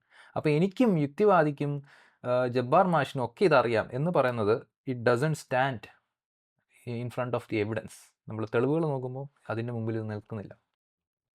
Hostility towards Islam used to justify discriminatory practices towards Muslims and exclusions of Muslims from mainstream society. ഇസ്ലാമിനോടുള്ള ഹോസ്റ്റിലിറ്റി വെച്ചിട്ട് മുസ്ലിങ്ങൾ നേരിടുന്ന ഡിസ്ക്രിമിനേറ്ററി ആയിട്ടുള്ള പ്രാക്ടീസ് ന്യായമുള്ള കാര്യമാണ് എന്ന് പറയുക. ലിയാഖത്തിൻ്റെ വീഡിയോ ലിയാഖത്ത് പറയുന്നുണ്ട്. ഞാൻ എല്ലാ സമയത്തും പറയുന്ന ഒരു കാര്യമാണ്, മുസ്ലിം പെൺകുട്ടികളെ, ആൺകുട്ടികൾ അതല്ലെങ്കിൽ മുസ്ലിം പെൺകുട്ടികളെയോ ആൺകുട്ടികളെയോ പ്രണയിക്കുന്നവർ ശ്രദ്ധിക്കണം, പരമാവധി പ്രണയിക്കരുത് എന്നാണ്. ജാതി മതമൊന്നും ഞാൻ ചോദിക്കാറില്ല ഒരു കാര്യത്തിനും. എന്നെ വിളിക്കുന്നവരോട് സംസാരിക്കുന്നതിന് ആശയപ്രചാരണത്തിലൊന്നും ചോദിക്കാറില്ല. പക്ഷെ പ്രണയിക്കുമ്പോൾ നിങ്ങൾ മതം നോക്കുകയും ഒരു ഭാഗത്ത് മുസ്ലിം ആണെങ്കിൽ ജാഗ്രത പാലിക്കുകയും വേണം. ഭയം വേണ്ട, ജാഗ്രത മതി എന്ന് പറയുന്നത് പോലെ തന്നെയാണ്. ഭയം വേണ്ട, ജാഗ്രത വേണം. അപ്പോൾ നിങ്ങളുടെ പ്രണയത്തിൽ അല്ലെങ്കിൽ നിങ്ങളുടെ കമിതാവ് അല്ലെങ്കിൽ നിങ്ങൾ പ്രണയിക്കുന്നയാൾ, നിങ്ങളുടെ പങ്കാളി, അത് സ്ത്രീയോ പുരുഷനാവട്ടെ, ഒരു ഭാഗത്ത് മുസ്ലിം ആണെങ്കിൽ ഒരല്പം ജാഗ്രത, ഒരല്പമല്ല നല്ല ജാഗ്രത നിങ്ങൾ പുലർത്തേണ്ടതുണ്ട്. അത് ഒന്നാമത്തെ ദിവസം തൊട്ട് ആ ജാഗ്രത നിങ്ങൾ പാലിക്കേണ്ടതുണ്ട്. ആ ജാഗ്രത നിങ്ങൾ ഈ നാട്ടിലുള്ള മുസ്ലിങ്ങളോടും ഈ നാട്ടിലുള്ള ഹിന്ദുക്കളോടും ഈ നാട്ടിലുള്ള സകല മനുഷ്യരോടും ഏറ്റവും അവസാനം അവനവനോടും അവനവൻ്റെ കുടുംബത്തോടും ചെയ്യേണ്ട ഉത്തരവാദിത്തമാണ് എന്നാണ് എനിക്ക് പറയാനുള്ളത്. പറഞ്ഞു വന്നത് ഇത്രയാണ്. നിങ്ങളൊരു മുസ്ലിം ആയിട്ടുള്ള വ്യക്തിയുമായിട്ട് പ്രണയത്തിലാകുമ്പോൾ ജാഗ്രത വേണം എന്ന് ഞാൻ പറയാൻ കാരണം, കൃത്യമായ ജാഗ്രതയും കൃത്യമായിട്ടുള്ള ആശയവിനിമയവും കൃത്യമായ ഉറപ്പും ഇല്ലെങ്കിൽ അത് നിങ്ങളുടെ കുടുംബത്തിൻ്റെ, നിങ്ങളുടെ സ്വന്തത്തിൻ്റെ സമാധാനം ആദ്യം നഷ്ടപ്പെടുത്തും. പിന്നെ അവസാനം ഈ അവസ്ഥയിൽ വരെ നിങ്ങളെ കൊണ്ടെത്തിച്ചേക്കാം. അതുകൊണ്ട് മരണം വരെ സംഭവിച്ചേക്കാവുന്ന ഒരു അപകടമാണ് മുസ്ലിമായിട്ടുള്ള ഒരു വ്യക്തിയോടുള്ള പ്രണയം എന്ന് മനസ്സിലാക്കുക. ഇത് ഞാൻ മുസ്ലിം വെറുപ്പ് കൊണ്ട് പറയുന്നതല്ല, മുസ്ലിങ്ങളോട് കൂടിയുള്ള സഹാനുഭൂതി കൊണ്ട് പറയുന്നതാണ്. അത് നിങ്ങൾക്ക് ഇതിൻ്റെ അവസാനത്തിൽ മനസ്സിലാവും. മുസ്ലിമും അമുസ്ലിമും തമ്മിലുള്ള പ്രണയത്തിന്റെ പ്രശ്നം വിശദമായിട്ട് പറയാം. ഒന്നാമത്തത്, ആ തരത്തിലുള്ള പ്രണയം സാധാരണഗതിയിൽ ഇസ്ലാം അനുവദിക്കുന്നില്ല. ആ വിധത്തിലുള്ള പ്രണയം എന്നല്ല, ഇവര് മതം പറഞ്ഞാൽ മതത്തിനകത്ത് പ്രണയം ഹറാമാണ്. ഹറാമായ ഒരു കാര്യം ചെയ്യുന്ന ഒരു മുസ്ലിമിനെ നിങ്ങൾ ഭയപ്പെടണം. പ്രണയത്തിന്റെ കാര്യത്തിൽ ശ്രദ്ധിച്ച് ഭയപ്പെടണം. എക്സാക്ട്ലി ആ ഡിസ്ക്രിപ്ഷൻ അതുപോലെ തന്നെ വരുന്നുണ്ട്. Hostility towards Islam use to justify discriminatory practices towards Muslims. ഇവിടെ ഓൾറെഡി ഇന്ത്യയിൽ മുസ്ലിങ്ങളോടൊരു ആൻറ്റി മുസ്ലിം ഡിസ്ക്രിമിനേറ്ററി പ്രാക്ടീസ് ഉണ്ട്. നിങ്ങൾ മുസ്ലിങ്ങളെ പ്രേമിക്കരുത്, അവർ ലവ് ജിഹാദ് ചെയ്യുന്നവരാണ്, അവർ പ്രേമിക്കുമ്പോൾ നിങ്ങൾ സൂക്ഷിക്കണം, അവരെ നിങ്ങൾ മാറ്റി നിർത്തേണ്ടതെന്ന ഓൾറെഡി ഇസ്ലാമോഫോബിക് സൊസൈറ്റിയിൽ ഇസ്ലാമിൽ ഇങ്ങനെ ഉണ്ട്. ഇസ്ലാമിനോടുള്ള ഒരു ഹോസ്റ്റിലിറ്റി വെച്ചിട്ട് കേരളത്തിലെ മാനവപക്ഷം യുക്തിവാദികൾ കൊടുക്കുന്ന മെസ്സേജ് എന്ന് വെച്ച് കഴിഞ്ഞാൽ മുസ്ലിങ്ങളെ നിങ്ങൾ പ്രേമിക്കരുതെന്നാണ്. അതിന് ന്യായം കണ്ടെത്തുകയാണ്, നിങ്ങൾ പ്രേമിക്കുമ്പോൾ സൂക്ഷിക്കണം. ജാതി വ്യവസ്ഥ നിൽക്കുന്ന ഇന്ത്യയിൽ ദളിതരുടെ കൾച്ചറിലും മതത്തിലും എന്തോ പ്രശ്നമുണ്ട്, അതുകൊണ്ട് നിങ്ങൾ അവരെ കല്യാണം കഴിക്കരുതെന്ന് പറഞ്ഞാൽ എങ്ങനെ ഇരിക്കും?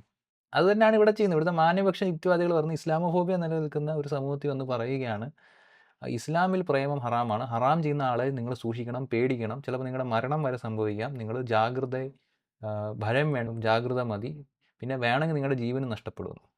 ഇതെല്ലാം റണ്ണിംഗ് മേ ട്രസ്റ്റ് പറഞ്ഞ സംഭവം. അതായത് ആൻറ്റി മുസ്ലിം ഡിസ്ക്രിമിനേറ്ററി പ്രാക്ടീസസ്, മുസ്ലിങ്ങൾക്കെതിരെയുള്ള ഡിസ്ക്രിമിനേറ്ററി പ്രാക്ടീസസ് ഇസ്ലാമിനോടുള്ള പ്രിജുഡിസ് കാരണം ന്യായീകരിക്കപ്പെടുന്നു.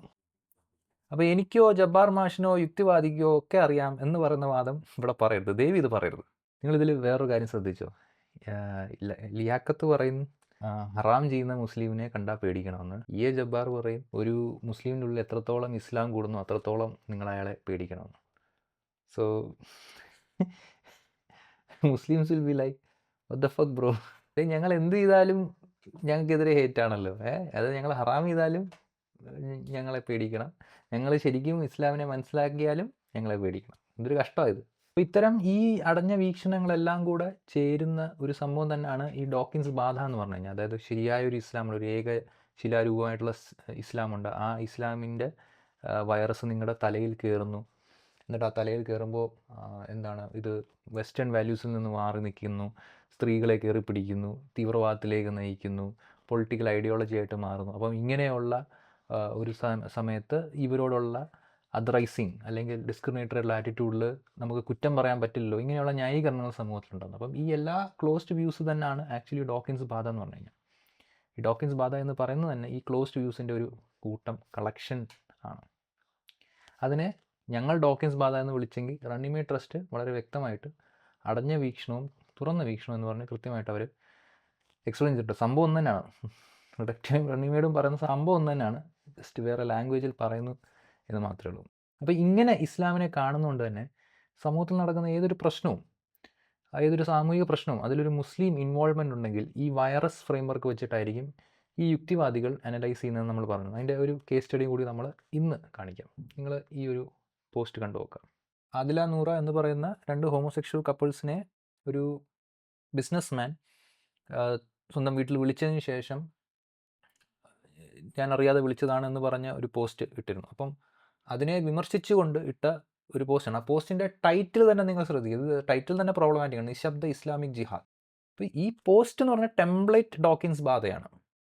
അതാണ് നമ്മുടെ ജബ്ബാർ ഷെയർ ചെയ്തേക്കുന്നത്. ഇപ്പം ഞാൻ അതിലെ കോട്ടുകൾ വായിക്കാം. ആയുധമെടുത്തുകൊണ്ടുള്ള ജിഹാദികൾ മുസ്ലിങ്ങളിൽ വളരെ ചെറിയൊരു ന്യൂനപക്ഷമാണ്. കേരളത്തിലെ മുസ്ലിങ്ങളിൽ ആയുധമെടുത്തുള്ള ജിഹാദിനെ എതിർക്കുന്നവരാണ് ഭൂരിപക്ഷം മുസൽമാന്മാർ. പക്ഷേ ആദിലയോടും നൂറയോടും കാണിക്കുന്ന ഈ വിവേചനം വെറുപ്പും പൊതുവേ ഒരു സാധാരണ മുസ്ലിം ആയുധധാരികളായ ജിഹാദികളോട് കാണിക്കാറില്ല.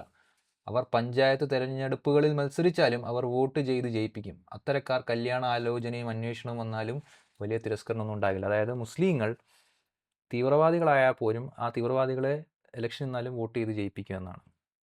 ഈ പോസ്റ്റാണ് ജബ്ബാർ ഷെയർ ചെയ്തിരിക്കുന്നത്. അതായത് സാധാരണക്കാരായിട്ടുള്ള മുസ്ലിങ്ങൾക്ക് തീവ്രവാദികളോട് മൃദു സമീപനമാണ്, ജിഹാദികളായിട്ടുള്ള മനുഷ്യരോട് മൃദു സമീപനമാണുള്ളത്, എന്നാൽ ഹോമോസെക്ഷൽ ആയിട്ടുള്ള ആളുകളോട് വളരെ തീവ്ര സമീപനമാണ്. ബിഗ് ബോസ് പോലുള്ള പ്ലാറ്റ്ഫോമിൽ ക്യൂർഫോബിയയും ട്രാൻസ്ഫോബിയയും പരത്തിയ 2 പേരെന്ന് പറഞ്ഞു കഴിഞ്ഞാൽ, ഒന്ന് അഭിഷേക് ശ്രീകുമാർ, 2 വേദലക്ഷ്മി. ഈ 2 പേരും മുസ്ലിങ്ങളല്ല. ഇന്ന് കേരളത്തിലുള്ള ഒരു യുക്തിവാദിയും ഇവരിനുള്ളിലുള്ള മതം എന്ന വൈറസോ മതമൂല്യങ്ങൾ കാരണമാണ് ഇവരിങ്ങനെ പറയുന്നത്. പക്ഷേ ഒരു മുസ്ലിം ഇത് ചെയ്യുമ്പോൾ ഇത് മതമൂല്യമാണെന്ന് തന്നെയാണ് പറയുന്നത്. ഇത് തന്നെയാണ് ഡോക്കിൻസ് ബാധ. അവരുടെ ഉള്ളിൽ മതം ഒരു വൈറസ് പോലെ പ്രവർത്തിക്കുന്നു, അവൻ്റെ ഉള്ളിൽ ഇസ്ലാം പ്രവർത്തിക്കുന്നതാണെന്നാണ്. ഇതിനെയാണ് നമ്മൾ ഡോക്കിൻസ് ബാധ എന്ന് പറയുന്നത്. ഇപ്പം മുസ്ലിം കമ്മ്യൂണിറ്റിയിൽ ഹോമോസെക്ഷൽസിനെ സപ്പോർട്ട് ചെയ്യുന്നവരുമുണ്ട്, എതിർക്കുന്നവരുമുണ്ട്. ഇൻസ്റ്റാഗ്രാമിലേക്ക് പോയി കഴിഞ്ഞ് കഴിഞ്ഞാൽ ഇഷ്ടം പോലെ തട്ടമിട്ട് തന്നെ മുസ്ലിം സ്ത്രീകൾ വന്ന് ആദില നൂറയെ സപ്പോർട്ട് ചെയ്യുന്ന ഇഷ്ടം പോലെ വീഡിയോസ് നമുക്ക് കാണാൻ കഴിയും. ബിഗ് ബോസിലെ തന്നെ ഒരു കണ്ടസ്റ്റൻ്റായ അക്ബറിൻ്റെ അമ്മ വന്നിട്ട് പറയുന്നുണ്ടായിരുന്നു, അവരെ ഞാൻ എൻ്റെ മക്കളെ പോലാണ് കാണുന്നതെന്ന്. അവർ വിശ്വാസികളായിരുന്നു. പക്ഷെ അപ്പോൾ ഈ യുക്തിവാദികളെല്ലാം പറയുന്നത് അത് അവരുടെ ഉള്ളിൽ ഇസ്ലാം ഇല്ലെന്നാണ്. പക്ഷെ നാളെ ഇതേ അമ്മ വന്നിട്ട് ഞാൻ തട്ടത്തെ സപ്പോർട്ട് ചെയ്യുന്നു എന്ന് പറഞ്ഞു കഴിഞ്ഞാൽ ഇതേ യുക്തിവാദികൾ പറയും, കണ്ടോ അവരുടെ ഉള്ളിൽ ഇസ്ലാം എന്ന വൈറസ് ഉണ്ട്. അതായത് നിരന്തര സസ്പീഷനാണ്. ഈ സസ്പീഷനിൽ നിന്ന് ഒരു റെസ്റ്റ് ഇല്ല. നിരന്തരം നിങ്ങൾ ചോദ്യം ചെയ്യപ്പെടുകയാണ്. നിങ്ങളുടെ ഓരോ ചോദ്യങ്ങളും നിങ്ങളുടെ ഓരോ അഭിപ്രായങ്ങളും നിങ്ങൾ നടത്തുന്ന ഓരോ സാമൂഹിക ഇടപെടലും ജഡ്ജ് ചെയ്യപ്പെടുന്നത് നിങ്ങൾ ഇസ്ലാമിൽ നിന്ന് എത്ര ഇൻഫ്ലുവൻസ് ചെയ്യപ്പെട്ടു എന്ന് പറഞ്ഞുകൊണ്ടാണ്. ഇതാണ് എസെൻഷ്യലൈസേഷൻ ഓഫ് കൾച്ചർ. ഒരു സമൂഹത്തെ എസെൻഷ്യലൈസ് ചെയ്ത് കാണുക, ഇതിനകത്തുള്ള വൈവിധ്യങ്ങളെ ഉൾക്കൊള്ളാതിരിക്കുക. ആദില എന്ന് പറയുക വീട്ടിൽ കയറ്റാത്തത് സൈലന്റ് ഇസ്ലാമിക് ജിഹാദ് എന്നാണ് പേര് കൊടുത്തേക്കുന്നത്. ഇ എ ജബ്ബാർ ഷെയർ ചെയ്ത പോസ്റ്റിൽ. ഇ എ ജബ്ബാർ അനുകൂലിച്ചുകൊണ്ടായിരിക്കുമല്ലോ ഷെയർ ചെയ്യുന്നത്, അല്ലാതെ എതിർത്തുകൊണ്ട് ഷെയർ ഒന്നും ആയിരിക്കത്തില്ലല്ലോ. ഹോമോഫോബിയ എന്ന് പറയുന്ന ഒരു സാമൂഹിക പ്രശ്നത്തെ സാമൂഹിക പ്രശ്നമായിട്ട് കണ്ട് അതിനെ പരിഹരിക്കുന്നതിന് പകരം മുസ്ലിങ്ങളെ മാത്രം അതിൽ നിന്ന് അടർത്തിയെടുത്തിട്ട് അത് അതിനകത്തുള്ള മതം പ്രവർത്തിക്കുന്നതാണ്, ആ മത കാരണമാണ്, ഇതൊരു സൈലന്റ് ഇസ്ലാമിക് ജിഹാദാണ് എന്ന് പറയുന്നത് ഈ റണ്ണിമേഡ് ട്രസ്റ്റിൻ്റെ ഈ ഒരു വീക്ഷണം, ഈ ഒരു 8 സംഭവം വെച്ചിട്ട് ഇസ്ലാമിന് ഇങ്ങനെ ഒരു ഇൻഹറൻറ്റ് ഫീച്ചറുണ്ട്, ഇസ്ലാം ഇൻഹറൻ്റ്ലി ഇങ്ങനെയാണ്, ഇസ്ലാം എന്ന് കഴിഞ്ഞാൽ അങ്ങനെയാണ് ഇങ്ങനെയാണ് എന്ന് പറയുന്ന അനാലിസിസ് നടത്തുന്നത് ഇസ്ലാമോഫോബിയ ആണ് എന്ന് തന്നെയാണ് റണ്ണിമേഡ് ട്രസ്റ്റ് പറയുന്നത്. അപ്പോൾ റണ്ണിമേഡ് ട്രസ്റ്റിൻ്റെ വർക്കുകളാണ് CVN കോട്ട് ചെയ്യുന്നതെങ്കിൽ CVNൻ്റെ ഇത്തരം ക്ലെയിമുകൾ എനിക്കോ യുക്തിവാദിക്കോ ഞങ്ങൾക്കാർക്കും ഒരു തർക്കവുമില്ല എന്ന സംഭവം തെളിവുകൾക്ക് മുമ്പിൽ ഒരു ചീട്ടുകൊട്ടാരം പോലെ പൊളിഞ്ഞു പോകുന്ന ഒന്നാണ്.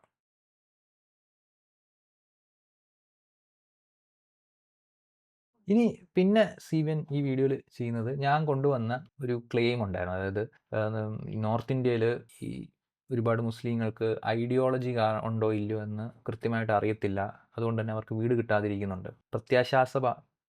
പ്രത്യയശാസ്ത്ര ബാധിതനാണോ അല്ലയോ എന്ന ഉറപ്പില്ലാത്തത് കൊണ്ട് നോർത്ത് ഇന്ത്യയിൽ ഒരുപാട് മുസ്ലിങ്ങൾക്ക് വീട് കിട്ടുന്നില്ല എന്നൊരു ക്ലെയിം ഞാൻ വെച്ചിരുന്നു. അപ്പോൾ അതിനെ ഖണ്ഡിക്കാൻ വേണ്ടി അതൊരു കോമഡി എക്സാമ്പിൾ കൊണ്ടുവരുന്നുണ്ട്. ഒരു രാജീവ് ചതുർവേദിയുടെ ഒരു കഥ പറഞ്ഞു, നമുക്കൊന്ന് കേട്ടിട്ട് നോക്കാം. അയാളുടെ വീട്ടുടമയുടെ മനസ്സിൽ വരുന്ന ചിന്ത, ഓ ഇവരുടെ ഐഡിയോളജി ശരിയല്ല, ഇവരുടെ മതം ശരിയല്ല, ഇവൻ തീവ്രവാദിയാവാൻ ഒരു 5% സാധ്യത ഉണ്ടെങ്കിലോ എന്തിനാ റിസ്ക് എടുക്കുന്നത്? അത് ഞാൻ ഒന്നുകൂടെ പറഞ്ഞ കാര്യം ഒന്നുകൂടി ആവർത്തിച്ചാണ് കേട്ടോ. ഇങ്ങനെ ഒരു പ്രായോഗിക പരിഗണന കാരണമാണ് മുസ്ലിമായ ഒരാൾക്ക് വാടകയ്ക്ക് വീട് കൊടുക്കേണ്ട എന്ന് ഹിന്ദുവായിട്ടുള്ള വീട്ടുടമ തീരുമാനിക്കുന്നത് എന്നാണ് പ്രതീക്ഷ പറയുന്നത്. ഓ ഇവരുടെ ഐഡിയോളജി ശരിയല്ല, അവരുടെ മതം ശരിയല്ല, ഇവൻ തീവ്രവാദിയാവാൻ ഒരു 5% സാധ്യത ഉണ്ടെങ്കിലോ എന്തിനാണ് റിസ്ക് എടുക്കുന്നത്?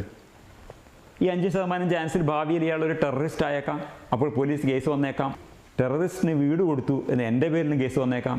ഇങ്ങനെ തീർത്തും പ്രായോഗികമായ ഒരു മെറ്റീരിയൽ കൺസിഡറേഷൻ കൊണ്ടാണ് നോർത്ത് ഇന്ത്യയിൽ ഹിന്ദു വീട്ടുടമകൾ മുസ്ലിങ്ങൾക്ക് വീട് വാടക കൊടുക്കാത്തതെന്നാണ് പറയുന്നത്.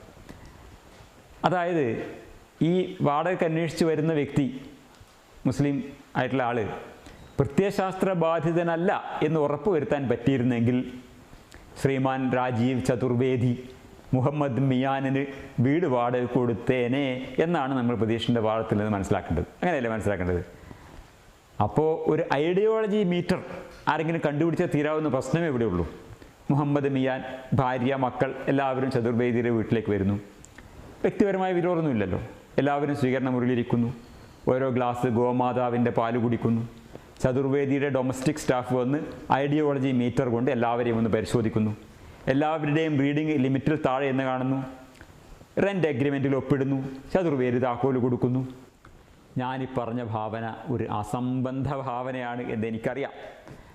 പക്ഷേ ആ അസംബന്ധ ഭാവന പ്രതീക്ഷ പറഞ്ഞ അസംബന്ധ പ്രസ്താവനയുടെ ഒരു സ്വാഭാവിക എക്സ്റ്റൻഷൻ മാത്രമാണ്.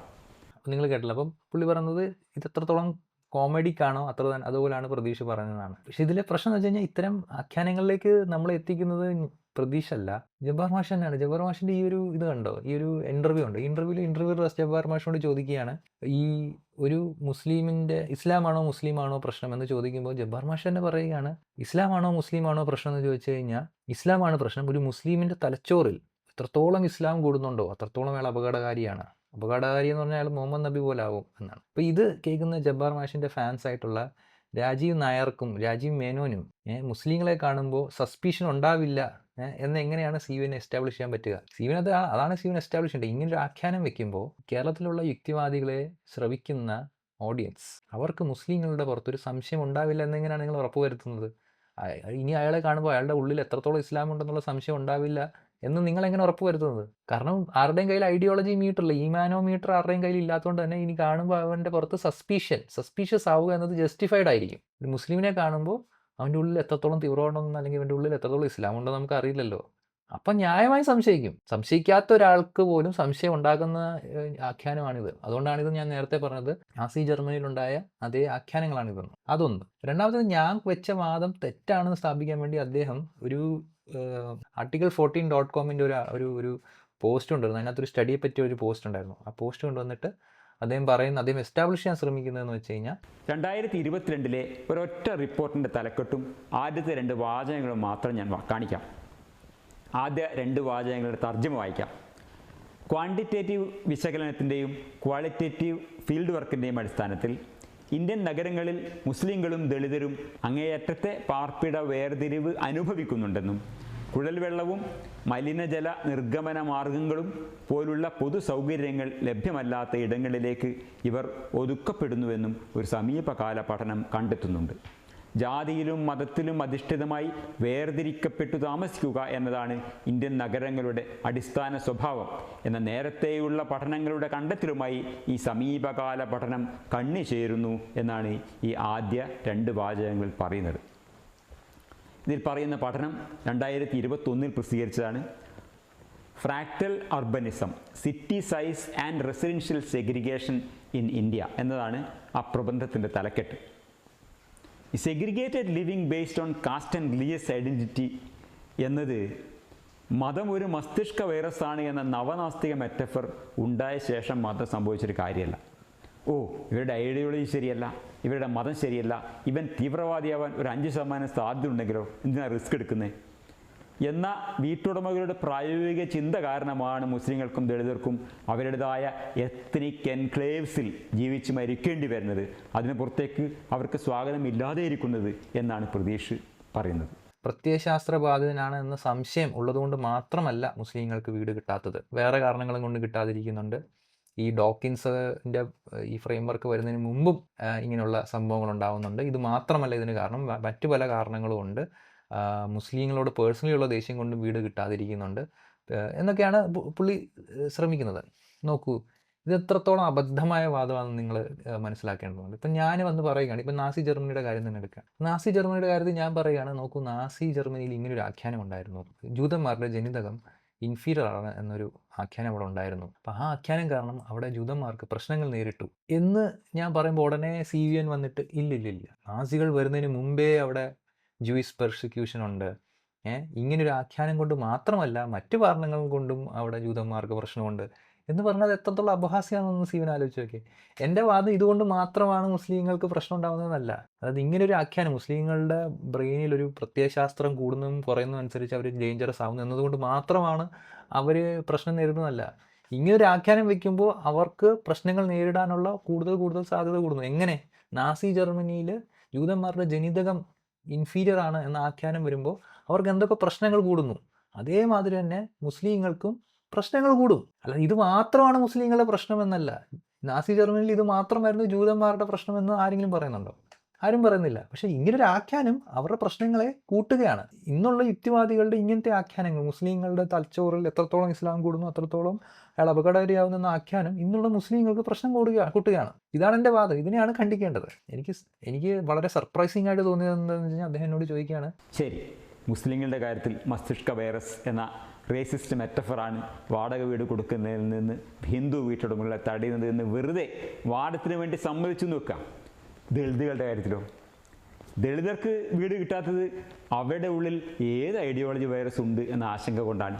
എനിക്ക് വളരെ സർപ്രൈസിംഗ് ആയിട്ട് തോന്നിയത് അദ്ദേഹം ചോദിക്കുകയാണ്, ദളിതന്മാർക്കും വീട് കിട്ടുന്നില്ലല്ലോ, അതെന്തുകൊണ്ടാണെന്ന്. അതിനുള്ള ഉത്തരം ഇത്രേ ഉള്ളൂ. നാസി ജർമ്മനിയിൽ ജൂതന്മാർക്ക് മാത്രമല്ല ഈ പ്രോസിക്യൂഷൻ നേരിട്ട്, അവിടുത്തെ കമ്മ്യൂണിസ്റ്റുകാർക്ക്, സോഷ്യലിസ്റ്റുകൾക്ക്, ഹോമോസെക്ഷൽസ്, ഇവർക്കെല്ലാം അവിടെ പ്രശ്നം നേരിട്ടിട്ടുണ്ട്. അപ്പോൾ ജൂതന്മാരുടെ ജനിതകം ഇൻഫീരിയർ ആണെന്നൊരു ആഖ്യാനം ജൂതന്മാർക്ക് പ്രശ്നം നേരിട്ടു എന്നൊരാൾ വന്ന് പറയുമ്പോൾ, അപ്പോൾ കമ്മ്യൂണിസ്റ്റുകാരെ കൊന്നായിരുന്നല്ലോ, അപ്പോൾ ഹോമോസെക്ഷൽസിനെ കൊന്ന എന്തുകൊണ്ടായിരുന്നു എന്ന് ചോദിക്കുന്നത് എന്തൊരു അസംബന്ധ ചോദ്യമാണ്. അതിനെന്ത് പ്രസക്തിയാണുള്ളത്? ഇന്ത്യയിൽ ദളിതർക്ക് വീട് കിട്ടാത്തത് വേറെ കാരണങ്ങൾ കൊണ്ടാണ്, ജാതി വ്യവസ്ഥ കൊണ്ടാണ്. മുസ്ലിങ്ങൾക്ക് കിട്ടാത്തത് ഇസ്ലാമോഫോബിയ കൊണ്ടാണ്. ഇസ്ലാമോഫോബിയയ്ക്ക് ആക്കം കൂട്ടുന്ന ഒരു ആഖ്യാനമാണിത്. ആൻഡ് ഇത് ഞാൻ വെറുതെ പറഞ്ഞല്ല. ഇപ്പോൾ CVN അവിടെ കോട്ട് ചെയ്ത ആർട്ടിക്കിൾ 14.com എന്ന അതേ സൈറ്റിൽ തന്നെ വന്ന ഒരു ആർട്ടിക്കിളിൻ്റെ ടൈറ്റിൽ ഞാൻ അവിടെ കാണിക്കാം. അതിൻ്റെ പേര് ഒരു bigotry at home, how Delhi Mumbai keep Muslim tenants out. 3 ബ്രോക്കേഴ്സിൻ്റെ അഭിപ്രായങ്ങൾ അതിനകത്ത് പറയുന്നുണ്ട്.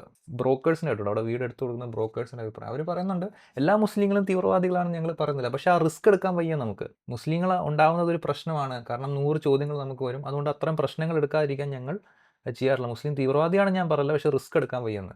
വേറൊരാൾ പറഞ്ഞത് മുസ്ലിങ്ങൾ തീവ്രവാദിയാകാൻ സാധ്യത ഉള്ളതുകൊണ്ട് തന്നെ നമ്മൾ ഭയങ്കര കെയർഫുൾ ആയിട്ടാണ് മുസ്ലിങ്ങൾക്ക് വീട് വാടകയ്ക്ക് കൊടുക്കുന്നതെന്ന്. ഇതാണ് സസ്പിഷൻ. പിന്നെ വേറൊരു ബ്രോക്കർ പറയുന്നത് മുസ്ലിംസ് വീട് വാടകയ്ക്ക് അവനെ അപ്രോച്ച് ചെയ്യുമ്പോൾ അവൻ കൂടുതൽ ഡോക്യുമെൻറ്റ്സ് ചോദിക്കുന്നു, കാരണം അവന് ഉറപ്പ് വരുത്താൻ വേണ്ടി. അതിൻ്റെ ഒരു കോട്ടുണ്ട്, we verify if he's genuine or if he's a terrorist. അവൻ ജെന്യൂൻ ആളാണോ തീവ്രവാദിയാണോ ഞങ്ങളിങ്ങനെ ഡോക്യുമെൻറ്റ്സ് പരിശോധിച്ചുകൊണ്ടിരിക്കുന്നു. അപ്പോൾ ഇങ്ങനെ നടക്കുന്ന ഒരു രാജ്യത്ത് ഈ കേരളത്തിലും അങ്ങനെ ഒരു അവസ്ഥ ഉണ്ടാക്കുന്ന ആഖ്യാനങ്ങളാണ് ഈ ഒരു മുസ്ലിമിൻ്റെ ഉള്ളിൽ എത്രത്തോളം ഇസ്ലാമുണ്ടോ അത്രത്തോളം അയാൾ തീവ്രവാദിയാവുന്നത്. അതാണ് ഞാൻ ഇവിടെ ചൂണ്ടിക്കാണിക്കുന്നത്. ഇത് തന്നെയാണ് നാസി ജർമ്മനിയിലും ഉണ്ടായത്. അവരുടെ ജനിതകം മോശമാണ് എന്ന ഒരു ആഖ്യാനം വരുമ്പോൾ അവിടുത്തെ സാധാരണക്കാരായിട്ടുള്ള മനുഷ്യർക്ക് ഒരു സംശയം തോന്നുകയാണ്. കാരണം ആ സാധാരണക്കാരനായ ആളുകളുടെ കയ്യിൽ ജനിതകം ടെസ്റ്റ് ചെയ്യാനുള്ള മെഷീനോ ജനിതകത്തെക്കുറിച്ച് അവർക്ക് യാതൊരു അറിവുമില്ല. അപ്പോൾ അവർക്കൊരു സസ്പിഷൻ തോന്നുകയാണ്, ഓ ഈ വ്യക്തിനെ നമ്മൾ പേടിക്കേണ്ടതുണ്ടല്ലോ, കാരണം ഇവൻ എന്തെങ്കിലും ചെയ്തു കഴിഞ്ഞാൽ അവൻ്റെ ജനിതകം ഇങ്ങനെ ആയതുകൊണ്ടാണോ? ഇതാണ് എൻ്റെ വാദം, മനസ്സിലായി? ഈ വാദത്തെയാണ് ഖണ്ഡിക്കേണ്ടത്. ഇവിടെ സീവൻ ബേസിക്കലി എന്ന് വെച്ചാൽ എൻ്റെ ആർഗ്യുമെൻറ്റിനെ തിരിച്ച് പ്രസൻറ്റ് ചെയ്യാൻ ശ്രമിച്ചതാണ് സീവന് പറ്റിയ അബദ്ധം എന്നാണ് ഞാൻ മനസ്സിലാക്കുന്നത്. അതായത് ഇങ്ങനെ ഡോക്കിൻസിൻ്റെ മോഡലിലൂടെ മതവിമർശനം നടത്തുന്നത് മാത്രമാണ് ഈ ഡിസ്ക്രിമിനേഷന് കാരണം എന്നതാണ് എൻ്റെ വാദം എന്ന് കരുതി അഡ്രസ്സ് ചെയ്യാൻ പോയതാണെന്നാണ് എനിക്ക് തോന്നുന്നത്.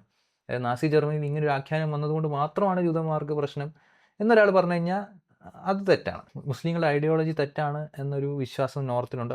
അതുകൊണ്ട് മാത്രമാണ് അവർക്ക് വീട് കിട്ടാത്തത് എന്നായിരുന്നു ഞാൻ പറഞ്ഞിരുന്നെങ്കിൽ ഈ ഒരു എഫേർട്ടിന് പിന്നെ നമുക്ക് ഓക്കെ, സീവൻ പറഞ്ഞത് കാര്യമുണ്ടെന്നൊക്കെ.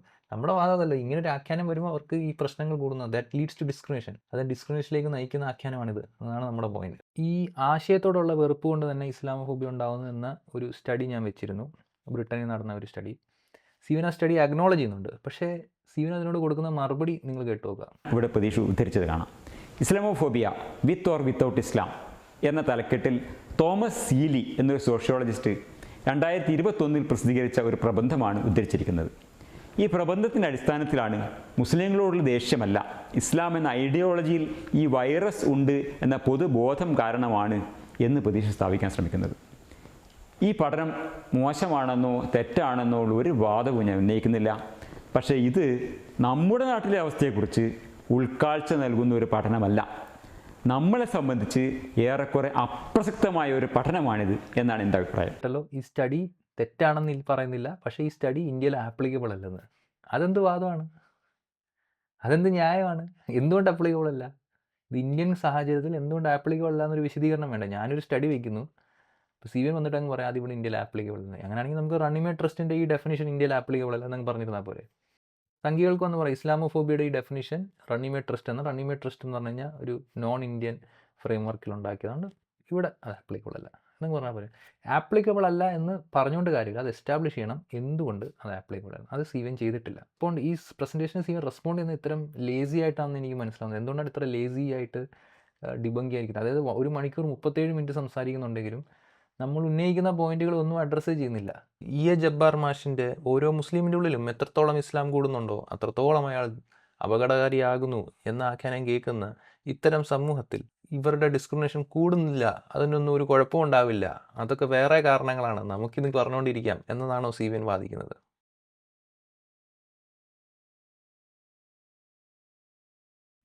ഇനി നമുക്ക് സൗദിയിലെ സ്ത്രീകളെക്കുറിച്ച് സംസാരിക്കാം. സൗദിയിൽ വന്ന മാറ്റം എന്നൊരു കാര്യം ഞാൻ എൻ്റെ പ്രസൻറ്റേഷനിൽ പറഞ്ഞിരുന്നു. ഒന്നുകൂടെ കേട്ടോക്കാം ഞാൻ എന്താ പറഞ്ഞത്. ഈ മാറ്റം വരുമ്പോൾ എന്താണ്?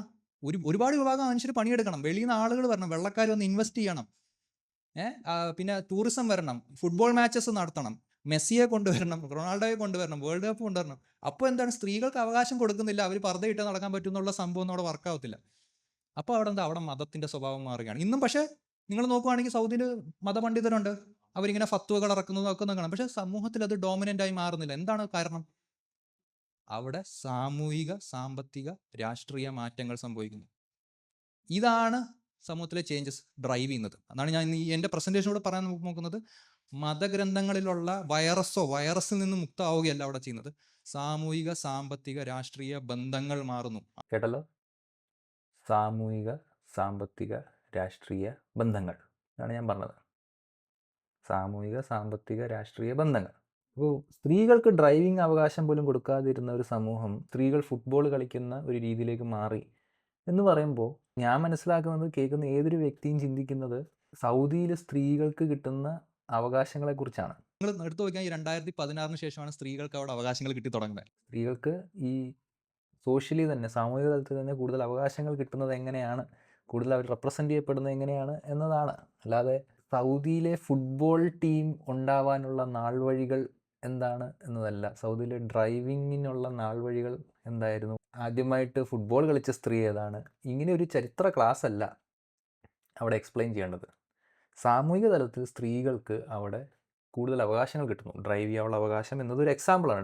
ഡ്രൈവ് ചെയ്യുന്നത് തൊട്ട് ഫുട്ബോൾ വരെ അവിടെ സ്വീകരിക്കപ്പെടുന്നു. സാമൂഹിക തലത്തിൽ, ഇൻഡിവിജ്വൽ തലത്തിലല്ല, സാമൂഹിക തലത്തിൽ അവിടെ സ്വീകരിക്കപ്പെടുന്നു. ഈ മാറ്റം എങ്ങനെ ഉണ്ടായി എന്നതാണ് എൻ്റെ ചോദ്യം. അതിനാണ് ഞാൻ പറഞ്ഞത് അവിടെ എക്കണോമിക് സൗദി 2030 വിഷൻ എന്ന്. സീവൻ ഇവിടെ എന്താ ചെയ്യുന്നത്? ഇതിനു മുമ്പ് 5 കൊല്ലം മുമ്പ് ഒരു സ്ത്രീ ഒളിച്ച് ഫുട്ബോൾ കളിച്ചിട്ടുണ്ട്. അതിനു മുമ്പ് ഒരു സ്ത്രീ അവിടെ ദീപശിഖ ഓടിച്ചിട്ടുണ്ട്. അതിനു മുമ്പ് കുറേ സ്ത്രീകൾ വണ്ടി ഓടിച്ച് പ്രതിഷേധിച്ചിട്ടുണ്ട്. 2012 ഗാർഡിയനിൽ വന്ന ഒരു ലേഖനമാണ്. ഈ ചിത്രത്തിൽ കാണുന്നത് റീമ അബ്ദുള്ള എന്ന വനിതയാണ്. 2006 സൗദിയിൽ ആദ്യമായി ഒരു വനിതാ ഫുട്ബോൾ ക്ലബ്ബ് സംഘടിപ്പിച്ച ആളാണ്. ഒളിമ്പിക്സിൽ പങ്കെടുത്തതിന് ശേഷം CNN സാറിയുമായി നടത്തിയ ഒരു ചെറിയ ഇൻ്റർവ്യൂ ഇപ്പോഴും യൂട്യൂബിൽ നിങ്ങൾക്ക് കാണാം. ഈ കാണുന്നത് 2018 മെയ് മാസത്തിലെ ഒരു വാർത്തയാണ്. സൗദിയിൽ സ്ത്രീകൾക്കുള്ള ഡ്രൈവിംഗ് നിരോധനം 2018 ജൂൺ 20. ഇനി തർക്കത്തിന് വേണ്ടി ഈ സ്ത്രീകളുടെ പ്രവർത്തനം കാരണമാണ് അവർക്ക് സ്ത്രീകളുടെ അവകാശം കിട്ടിയത് എന്ന് തന്നെ എടുക്കുക. അങ്ങനെയാണെങ്കിൽ ഈ സ്ത്രീ അവിടെ ഖുറാനിലെ 5:10, 5:35 ഇതിൻ്റെ ബാക്കി എന്താണെന്ന് നിങ്ങൾക്ക് അറിയാമോ, യഥാർത്ഥാർത്ഥം എന്താണെന്ന് പറഞ്ഞ് പ്രഭാഷണം നടത്തിയിട്ടാണോ മാറിയത്? ഈ സ്ത്രീ അവിടെ 4:34 സ്ത്രീ വിരുദ്ധമാണ് എന്ന് പറഞ്ഞ പ്രഭാഷണം നടത്തിയിട്ടാണോ അവിടെ മാറ്റം ഉണ്ടായത്? അല്ല.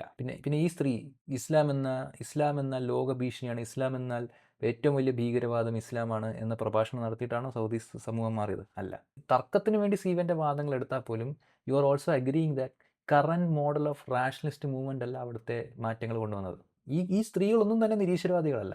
ഈ സ്ത്രീകളൊന്നും തന്നെ സയൻറ്റിഫിക് ടെമ്പറിനെ കുറിച്ച് സംസാരിക്കുന്ന സ്ത്രീകളല്ല. ഞങ്ങൾക്കറിയില്ല ഇവർ നിരീശ്വരവാദികളോ. ചിലപ്പം ഇതിലേതെങ്കിലും ഒരാൾക്ക് വിശ്വാസം കുറവോ കൂടുതലൊക്കെ ഉണ്ടായിരിക്കാം. ബട്ട് ഈ സ്ത്രീകളൊന്നും നിരീശ്വരവാദം എന്ന മൂവ്മെൻ്റ് അല്ല അവിടെ കൊണ്ടുവന്നത്.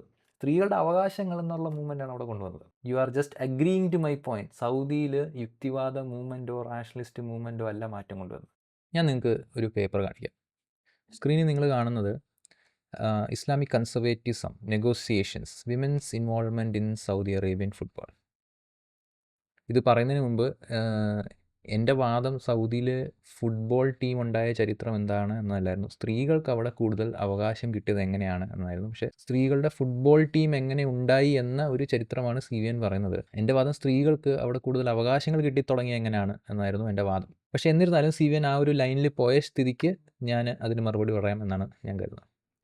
അപ്പം നിങ്ങളുടെ സ്ക്രീനിൽ കാണുന്നത് Islamic conservatism negotiations women's involvement in Saudi Arabian football എന്ന് പറയുന്ന ഒരു പേപ്പറാണ്. ഈ പേപ്പറിൽ എന്തൊക്കെ പറയുന്നതെന്ന് നമുക്കൊന്ന് നോക്കാം. The launch of Vision 2030 as Saudi Arabia's effort to diversify its economy has allowed women to help make development programs successful in various fields. The sports entertainment sector, especially football, has become one of the focuses of diversification of kingdom's economy, which has relied on oil and gas. ഞാനതൊന്ന് മലയാളത്തിൽ translate ചെയ്തിട്ടുണ്ട്. Saudi അറേബ്യയുടെ സമ്പദ് വ്യവസ്ഥയെ വൈവിധ്യവൽക്കരിക്കാനുള്ള ശ്രമമെന്ന നിലയിൽ vision 2030 ആരംഭിച്ചു. വിവിധ മേഖലകളിൽ വികസന പരിപാടികൾ വിജയകരമാക്കാൻ സ്ത്രീകളെ അത് സഹായിച്ചു. കായിക വിനോദ മേഖല, പ്രത്യേകിച്ച് ഫുട്ബോൾ, എണ്ണയെയും വാതകത്തെയും ആശ്രയിച്ചിരുന്ന രാജ്യത്തിൻ്റെ സമ്പദ് വ്യവസ്ഥയുടെ വൈവിധ്യവൽക്കരണത്തിന് പ്രധാന ശ്രദ്ധാകേന്ദ്രങ്ങളിലൊന്നായി മാറിയിരിക്കുന്നു. കേട്ടല്ലോ. സ്പോർട്സ് എൻ്റർടൈൻമെൻറ്റ് സെക്ടർ എന്ന് പറയുന്നത്, അതിൽ പ്രത്യേകിച്ച് ഫുട്ബോൾ എന്ന് പറയുന്നത് ഈ രാജ്യത്തിൻ്റെ എക്കണോമി ഡൈവേഴ്സിഫൈ ചെയ്യാൻ വേണ്ടി Saudi Arabia as A nation, as A രാജ്യം അവിടെ എഫേർട്ടുകൾ ഇടുന്നുണ്ട്. ഇത് ഓയിൽ പ്രൈസിൻ്റെ ഒരു ഹിസ്റ്ററി അവർ പറയുന്നുണ്ട്. The fall in oil prices in 2014 was a significant economic event that affected the global oil market. 2014 എണ്ണ വിലയിലെ ഇടിവ് ആഗോള എണ്ണ വിപണിയെ ബാധിച്ച ഒരു പ്രധാനപ്പെട്ട സാമ്പത്തിക സംഭവമായിരുന്നു. The cost of Brent crude oil, considered the international stand for oil prices, fell from nearly $115 per barrel in June 2014 to around $30 per barrel in 2016. എണ്ണവിലയുടെ അന്താരാഷ്ട്ര മാനദണ്ഡമായി കണക്കാക്കുന്ന ബ്രെൻ ക്രൂഡ് ഓയിലിൻ്റെ വില 2014 ജൂണിൽ ഒരു ബാരലിന് ഏകദേശം $115 നിന്ന് 2016 ജനുവരിയിൽ ഒരു ബാരലിന് ഏകദേശം $30 ഇടിഞ്ഞു. This was the highest price decline of 74% in less than 18 months. 18 മാസത്തിനുള്ളിൽ സംഭവിച്ച 74% എന്ന ഏറ്റവും വലിയ വിലയിടിവായിരുന്നു ഇത്. ഏറ്റവും വലിയ വിലയിടിവ് അടവ് നടക്കുന്നുണ്ട്. The decline in oil prices and lower demand has pushed Saudi Arabia, one of the world's largest oil exporting countries, to look for new sources of income or markets to maximize revenue. എണ്ണവിലയിലെ ഇടിവും ആവശ്യകത കുറഞ്ഞതും ലോകത്തിലെ ഏറ്റവും വലിയ എണ്ണ കയറ്റുമതി രാജ്യങ്ങളിലൊന്നായ Saudi അറേബ്യയെ വരുമാനം വർദ്ധിപ്പിക്കുന്നതിനായി പുതിയ വരുമാന സ്രോതസ്സുകളോ വിപണികളോ കണ്ടെത്താൻ നിർബന്ധിതരാക്കി. Thus, Saudi Arabia must diversify its economy. അതിനാൽ സൗദി അറേബ്യ തങ്ങളുടെ സമ്പദ് വ്യവസ്ഥയെ വൈവിധ്യവൽക്കരിക്കേണ്ടതുണ്ട്. With the decline in market demand, especially from the United States, Saudi Arabia realized that the state could only depend on oil for a while. വിപണിയിലെ demand കുറഞ്ഞതോടെ, പ്രത്യേകിച്ചും American ഐക്യനാടുകളിൽ നിന്നുള്ള demand കുറഞ്ഞപ്പോൾ, രാജ്യത്തിന് എണ്ണയെ മാത്രം ഒരു നിശ്ചിത കാലയളവ് വരെ മാത്രമേ ആശ്രയിക്കാൻ കഴിയൂ എന്ന് സൗദി അറേബ്യ മനസ്സിലാക്കി. ഇതുകൂടാതെ യുണൈറ്റഡ് നേഷൻസ് പ്രഷർ കൊടുക്കുന്നുണ്ട്. ഈ ലോകത്ത് മൊത്തം രാജ്യങ്ങൾ ഫോസിൽ ബേസ്ഡ് ഫ്യൂവൽസിൽ നിന്ന് മാറേണ്ടതുണ്ട്, അത് കുറയ്ക്കേണ്ടതുണ്ട് എന്നത്. ഇതിനുശേഷമാണ് ഈ 2030 എന്നുള്ള ഒരു ലോഞ്ച് നടക്കുന്നതും. ആൻഡ് അവിടെ സൗദി അറേബ്യ സ്പോർട്സ് ഇൻഡസ്ട്രിക്ക്, എസ്പെഷ്യലി ഫുട്ബോളിന് കൂടുതൽ ഇമ്പോർട്ടൻസ് കൊടുക്കുന്നത്. The sports industry, especially football, is essential to the kingdom's strategy to achieve its vision. Football, considered the most popular sport in the world, is included in Crown Prince's economic diversification plan to reduce kingdom's oil exports. ഈ ലക്ഷ്യം കൈവരിക്കുന്നതിനുള്ള Saudi അറേബ്യയുടെ തന്ത്രപ്രധാനമായ ഒരു മേഖലയാണ് കായിക വ്യവസായം, അതിൽ പ്രത്യേകിച്ച് ഫുട്ബോൾ. ലോകത്തിലെ ഏറ്റവും പ്രചാരമുള്ള കായിക വിനോദമായി കണക്കാക്കപ്പെടുന്ന ഫുട്ബോളിനെ രാജ്യത്തിൻ്റെ എണ്ണ കയറ്റുമതിയിലുള്ള ആശ്രിതത്വം കുറയ്ക്കുന്നതിനുള്ള കിരീടാവകാശിയുടെ സാമ്പത്തിക വൈവിധ്യവൽക്കരണം പദ്ധതി ഉൾപ്പെടുത്തിയിട്ടുണ്ട്. Saudi Arabia with its conservative Islamic culture must be transformed in to a comfortable place to play football and attract tourist to come to watch the match. യാഥാസ്ഥിതിക ഇസ്ലാമിക സംസ്കാരം നിലനിൽക്കുന്ന സൗദി അറേബ്യ ഫുട്ബോൾ കളിക്കാൻ സുഖകരമായ ഒരിടമായി രൂപാന്തരപ്പെടുകയും മത്സരങ്ങൾ കാണാൻ വിനോദസഞ്ചാരികളെ ആകർഷിക്കുകയും ചെയ്യേണ്ടതുണ്ട്. World football star players brought in by Saudi clubs add to the impression that Saudi Arabia is a comfortable place to play football. The appointment of world's best football player Lionel Messi and his family as tourism ambassadors for Saudi Arabia has for more 3 years from mid-2022 confirms this ambition. Saudi ക്ലബ്ബുകൾ കൊണ്ടുവരുന്ന ലോക football താരങ്ങൾ Saudi Arabia football കളിക്കാൻ ഒരു സുഖപ്രദമായ ഒരിടമാണ് എന്ന പ്രതീതിക്ക് ആക്കം കൂട്ടുന്നു. ലോകത്തിലെ മികച്ച ഫുട്ബോൾ കളിക്കാരനായ ലയണൽ മെസ്സിയെയും കുടുംബത്തെയും 2022 പകുതി മുതൽ 3 വർഷത്തേക്ക് സൗദി അറേബ്യയുടെ ടൂറിസം അംബാസഡർമാരായി നിയമിച്ചത് ഈ ലക്ഷ്യത്തെ സ്ഥിരീകരിക്കുന്നു. ഇവർ സ്ട്രക്ചറലി തന്നെ സമൂഹത്തെ മാറ്റാൻ ശ്രമിക്കുകയാണ്. ഇങ്ങനെ ഒരു എക്കണോമിക് ക്രൈസിസ് അവർ നേരിടുന്നതെന്ന് മാറുമ്പോൾ they are diversifying, they are changing the society. സമൂഹത്തിൻ്റെ സ്ട്രക്ചേഴ്സ് മാറ്റാനാണ് അവർ ശ്രമിക്കുന്നത്. ഈ സൗദി 2030 വിഷൻ്റെ ഭാഗമായിട്ട് അവർ കൊടുത്ത കുറച്ച് നിയമങ്ങൾ എന്തൊക്കെയാണ് എന്ന് നോക്കാം. Women are allowed to live independently. Women are allowed to come to stadium to watch. അതായത് സ്ത്രീകൾക്ക് ഇൻഡിപെൻഡൻ്റ് ആയിട്ട് തന്നെ ജീവിക്കാനുള്ള അവകാശം കിട്ടുകയാണ്. സ്ത്രീകൾക്ക് ഫുട്ബോൾ മാച്ചസ് കാണാൻ വേണ്ടി സ്റ്റേഡിയത്തിൽ വരാൻ പറ്റുന്നു. സ്ത്രീകൾക്ക് ഫുട്ബോൾ കളിക്കാനുള്ള നിയമസാധുത കിട്ടുന്നു. സ്ത്രീകൾ അബായ ധരിക്കണമെന്ന നിർബന്ധം ഇല്ലാതാകുന്നു. സ്ത്രീകൾ ഹിജാബ് ധരിക്കണമെന്ന നിർബന്ധം ഇല്ലാതാകുന്നു. സ്ത്രീകൾക്ക് വേണമെങ്കിൽ പുരുഷന്മാരെ പോലെ തന്നെ മുടി മുറിക്കാനുള്ള അവകാശം കിട്ടുന്നു. സ്ത്രീകൾക്ക് ഫുട്ബോൾ മാച്ചുകളിൽ റെഫറികളും ആവാൻ ഉള്ള അവകാശം കിട്ടുന്നു. Saudi Arabia's football reform allows Saudi women to participate actively in football as spectators, players, coaches, and match officials. Changes in regulations regarding women in football have introduced Saudi Arabia as a country that is moving towards a more secular society and promoting a more moderate and tolerant Islam internationally. സൗദിയിലെ football റിഫോമുകൾ സ്ത്രീകൾക്ക് സ്പെക്ടേറ്റേഴ്സായിട്ടും കളിക്കാരായിട്ടും റഫറികളായിട്ടും match ഒഫീഷ്യൽസായിട്ടും ഫുട്ബോളിൽ പങ്കെടുക്കാനുള്ള അവസരങ്ങൾ കൊടുക്കുന്നു. ഈ റെഗുലേഷൻസിലെ മാറ്റം കാരണം അവിടെ എന്താണ് സംഭവിക്കുന്നത്? സൗദി അറേബ്യ കൂടുതൽ സെക്യുലർ രാജ്യമാണെന്ന് ഇൻ്റർനാഷണൽ കമ്മ്യൂണിറ്റിയിൽ റെക്കഗ്നൈസ് ചെയ്യപ്പെടുന്നു. അവിടെ ഖുറാൻ എടുത്ത് വിമർശിച്ചിട്ടല്ല മാറ്റം വന്നത് എന്ന് പ്രതീക്ഷ പറഞ്ഞ വാദം അവിടെ തന്നെ കറക്റ്റായിട്ട് നിൽക്കുകയാണ്. ഇതേ കാര്യം വേറൊരു സ്റ്റഡി ഞാൻ പറയാം. Women and sport, the relation between Saudi women's right to participate in the sport field and Saudi Vision 2030, an analytical study. ഈ സ്റ്റഡിയിലും ഇത് തന്നെയാണ് പറയുന്നത്. ഇതിനകത്തെ കൺക്ലൂഷൻ മാത്രം ഞാൻ വായിക്കാം. Therefore, and thanks to Saudi Vision Plan, women in Saudi Arabia have been able to participate in local, regional, and international sports competitions. The continuous and progressive steps taken to empower women in the sports field, while challenges remain, demonstrate both the Saudi government and nation's commitment to apply the goals of vision with the aim of increasing the presence of Saudi women in different sports events. With no doubt, since the implementation of Saudi Vision 2030, sports in Saudi Arabia have played a crucial role in women's empowerment. Saudi Arabia has undertaken to build and encourage a robust system for women within the field of sports. The Saudi government has established women's national teams, introduced sports in the educational curriculums, reformed rules and regulations to create licenses for women to use, operate and own sports gyms and clubs. And in addition, the Saudi government has mandated all federations have female board members and representatives in international delegations. എന്താണ് ഇവിടെ CVN പറ്റിയ തെറ്റ് എന്ന് പറഞ്ഞു കഴിഞ്ഞാൽ, CVN ഇവിടെ individual ചേഞ്ചസിനെ കുറിച്ചാണ് പറയുന്നത്. നമ്മൾ സാമൂഹിക തലത്തിലുള്ള മാറ്റങ്ങളെക്കുറിച്ചാണ് സംസാരിക്കുന്നത്. എൻ്റെ പ്രസൻറ്റേഷൻ തുടങ്ങിയത് തന്നെ വാട്ട് ഈസ് സോഷ്യൽ ചേഞ്ച്, സമൂഹം എങ്ങനെ മാറും എന്ന കാര്യത്തിനാണ്. ബ്രിട്ടാനിക്ക സൈറ്റ് പ്രകാരം സോഷ്യൽ ചേഞ്ച്, സോഷ്യോളജിയിൽ സാമൂഹിക മാറ്റം എന്ന് പറഞ്ഞു കഴിഞ്ഞാൽ it's the alteration of mechanisms within the social structure characterised by changes in cultural symbols, rules of behaviour, social organisations or value system. ഞാനതിനെ ഒന്ന് മലയാളത്തിലേക്ക് ട്രാൻസ്ലേറ്റ് ചെയ്തിട്ടുണ്ട്. അതായത് സാമൂഹിക ഘടനയിലുള്ള സംവിധാനങ്ങൾക്ക് വരുന്ന മാറ്റത്തെയാണ് സാമൂഹിക ശാസ്ത്രത്തിൽ സാമൂഹിക മാറ്റം എന്ന് പറയുന്നത്. അത് ഉദാഹരണത്തിന് സാംസ്കാരിക ചിഹ്നങ്ങൾ, പെരുമാറ്റ നിയമങ്ങൾ, സാമൂഹിക സംഘടനകൾ അല്ലെങ്കിൽ മൂല്യവ്യവസ്ഥകൾ എന്നിവയിലെ മാറ്റങ്ങളാണ് നമ്മൾ സാമൂഹിക മാറ്റം എന്ന് പറയുന്നത്.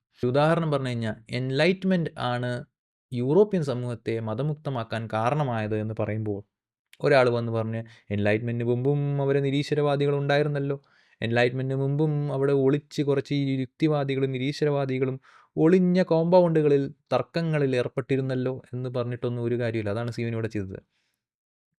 കുറേ സ്ത്രീകൾ ഒളിച്ചിരുന്ന് അവിടെ ഫുട്ബോൾ കളിച്ചിരുന്നല്ലോ, കുറേ സ്ത്രീകൾ അവിടെ ജയിലിൽ അറസ്റ്റ് ചെയ്യപ്പെട്ടിട്ടുണ്ടല്ലോ. ഇതൊന്നും അവരുടെ ഏജൻസി ഡിനൈ ചെയ്യുകയല്ല. സാമൂഹിക തലത്തിലുള്ള മാറ്റം എന്താണെന്നാണ് ചോദ്യം. ഇതിനൊന്നും ഒരു റോളില്ല എന്നതല്ല പോയിന്റ്. സാമൂഹിക തലത്തിൽ വന്ന മാറ്റം എന്താണ് എന്നതാണ് പോയിന്റ്. ഒരു സമൂഹം മൊത്തമായിട്ട് തന്നെ ട്രാൻസ്ഫോം ആവുകയാണ്. സ്ത്രീകൾക്ക് പെട്ടെന്ന് അവകാശങ്ങൾ കിട്ടുകയാണ്, അവർക്ക് സ്പോർട്സിൽ കിട്ടുന്നു, അവർക്ക് സ്പോർട്സ് കമ്മിറ്റിയിൽ അവർക്ക് മെമ്പർഷിപ്പ് കിട്ടുന്നു, അവർക്ക് ഫുട്ബോൾ കളിക്കാൻ പറ്റുന്നു, റെഫറി ആകാൻ പറ്റുന്നു, സ്റ്റേഡിയത്തിൽ കയറാൻ പറ്റുന്നു. ഇങ്ങനെയുള്ള എല്ലാം സ്ട്രക്ചറിൽ തന്നെ മാറുകയാണ്, സാമൂഹിക തലത്തിൽ തന്നെ മാറ്റങ്ങൾ നടക്കുകയാണ്. ഇതിന് കാരണമായത് എന്താണ്? എന്തുകൊണ്ടാണ് ഈ പീരീഡിൽ ആ മാറ്റം വരുന്നത്? അതിന് ഉത്തരം അന്നാണ് സൗദി വിഷൻ 2030 ആണ്. ഇതിനു മുമ്പ് കുറേ സ്ത്രീകൾ ഒളിച്ച് ഫുട്ബോൾ കളിച്ചിരുന്നു. 1990 ഒരു സ്ത്രീ ഡ്രൈവ് ചെയ്യാൻ പോയപ്പോൾ അറസ്റ്റ് ചെയ്യപ്പെട്ടു എന്ന വാദമൊന്നും എൻ്റെ ഭാഗത്തെ ഖണ്ഡിക്കുന്നില്ല. ഇത് എക്കണോമിക് ഡിറ്റർമിനിസമോ അല്ല. ആണെങ്കിൽ ഈ സ്റ്റഡികളെല്ലാം എക്കണോമിക് ഡിറ്റർമിനിസമാണ് അല്ലല്ലോ. ഈ സ്റ്റഡികളൊന്നും എക്കണോമിക് ഡിറ്റർമിനിസം ആണെന്ന് പറഞ്ഞുകൊണ്ട് ആരും തള്ളിക്കളയുന്നില്ല. സൗദിയിൽ യുക്തിവാദ മൂവ്മെൻറ്റ് ആർക്കെങ്കിലും അറിയുമോ എന്ന് പരിഹസിക്കുകയും ചെയ്യുന്നുണ്ട്. ശരിയാണ്, സൗദിയിൽ യുക്തിവാദി മൂവ്മെൻ്റ് ഒന്നുമില്ല. ഞാൻ ഒന്നാം ഭാഗത്ത് പറഞ്ഞല്ലോ, ഭരണഘടന, അഭിപ്രായ സ്വാതന്ത്ര്യം, സംഘടനാ സ്വാതന്ത്ര്യം, ഇതൊക്കെയുള്ള ജനാധിപത്യ സമൂഹങ്ങളിൽ മാത്രം നിലനിൽക്കാൻ കഴിയുന്ന ഒരു അപൂർവ പുഷ്പലതയാണ് യുക്തിവാദം. അതെ, ഇത് തന്നെയാണ് എൻ്റെ ഇപ്പോഴത്തെ യുക്തിവാദത്തോടുള്ള വിമർശനം തന്നെ. അതായത് ഏത് സമൂഹത്തിനാണോ മാറ്റം വേണ്ടത് ആ സമൂഹത്തിൽ നിലനിൽക്കാൻ പറ്റാത്ത ഒരു പ്രസ്ഥാനമാണ് ഇന്ന് നിലവിലുള്ള യുക്തിവാദ മൂവ്മെൻറ്റ്. സമൂഹത്തിലെ മറ്റ് വ്യവസ്ഥിതികളിലൂടെയും ഫോഴ്സുകളിലൂടെയും മാറ്റമുണ്ടായിട്ട് അതിൻ്റെ പുറത്തൊരു പുഷ്പമായിട്ട് നിൽക്കാൻ മാത്രമേ യുക്തിവാദ മൂവ്മെൻറ്റിന് ഇപ്പോൾ സാധിക്കുന്നുള്ളൂ. കാരണം എന്താണെന്ന് വെച്ച് കഴിഞ്ഞാൽ അവർ ഈ സാമൂഹിക സാമ്പത്തിക രാഷ്ട്രീയ ബന്ധങ്ങളെ മനസ്സിലാക്കാൻ ശ്രമിക്കുന്നതേയില്ല. ഒരാൾ സ്പൂണിൽ വായിൽ വെച്ച് തന്നു കഴിഞ്ഞാൽ ഞങ്ങൾ ചവച്ചിറക്കാം എന്ന് പറയുന്ന ഇത്തരം യുക്തിവാദ മൂവ്മെൻറ്റ് കൊണ്ട് സമൂഹത്തിൽ മാറ്റം ഉണ്ടാകുമോ എന്ന് പ്രേക്ഷകർ തീരുമാനിക്കട്ടെ. പക്ഷേ സ്ത്രീ പുരുഷന് താഴെയാണ്, അവൾക്ക് ദൈവം കൽപ്പിച്ചു തന്ന സ്ഥാനം വീട്ടിനകത്താണ് എന്ന പരമ്പരാഗത ശാസനങ്ങളെ ധിക്കരിച്ചുകൊണ്ട് ഫുട്ബോൾ കളിക്കുന്ന സ്ത്രീകൾ പാരമ്പര്യാനന്തര സമൂഹത്തിൻ്റെ സൃഷ്ടിക്കായുള്ള പ്രവൃത്തിയാണ് ചെയ്യുന്നത്.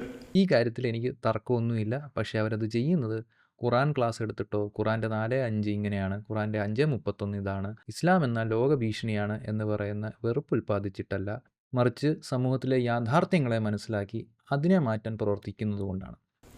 പാരമ്പര്യ ശാസനങ്ങളെയും മതപ്രമാണങ്ങളെയും ധിക്കരിക്കുക എന്നത് ജ്ഞാനോദയത്തിൻ്റെ പ്രവൃത്തിയാണ്. അത് ജ്ഞാനോദയത്തിൻ്റെ ചരിത്രമല്ല. ജ്ഞാനോദയത്തിന് മുമ്പും ജ്ഞാനോദയത്തിന് ശേഷവും എക്കാലത്തും മനുഷ്യർ നിലനിൽക്കുന്ന വ്യവസ്ഥിതികൾ മാറ്റേണ്ടതുണ്ട്, നിലനിൽക്കുന്ന ട്രഡീഷൻസ് മാറേണ്ടതുണ്ട് എന്ന് പറഞ്ഞ് പ്രവർത്തിച്ചിട്ടുണ്ട്. ലോകം എന്ന് ഞാൻ വിളിക്കുന്ന അന്താരാഷ്ട്ര സമൂഹഖണ്ഡത്തിൻ്റെ സ്വാധീനത്തെ സംബന്ധിച്ചിട്ടുള്ളതാണ്.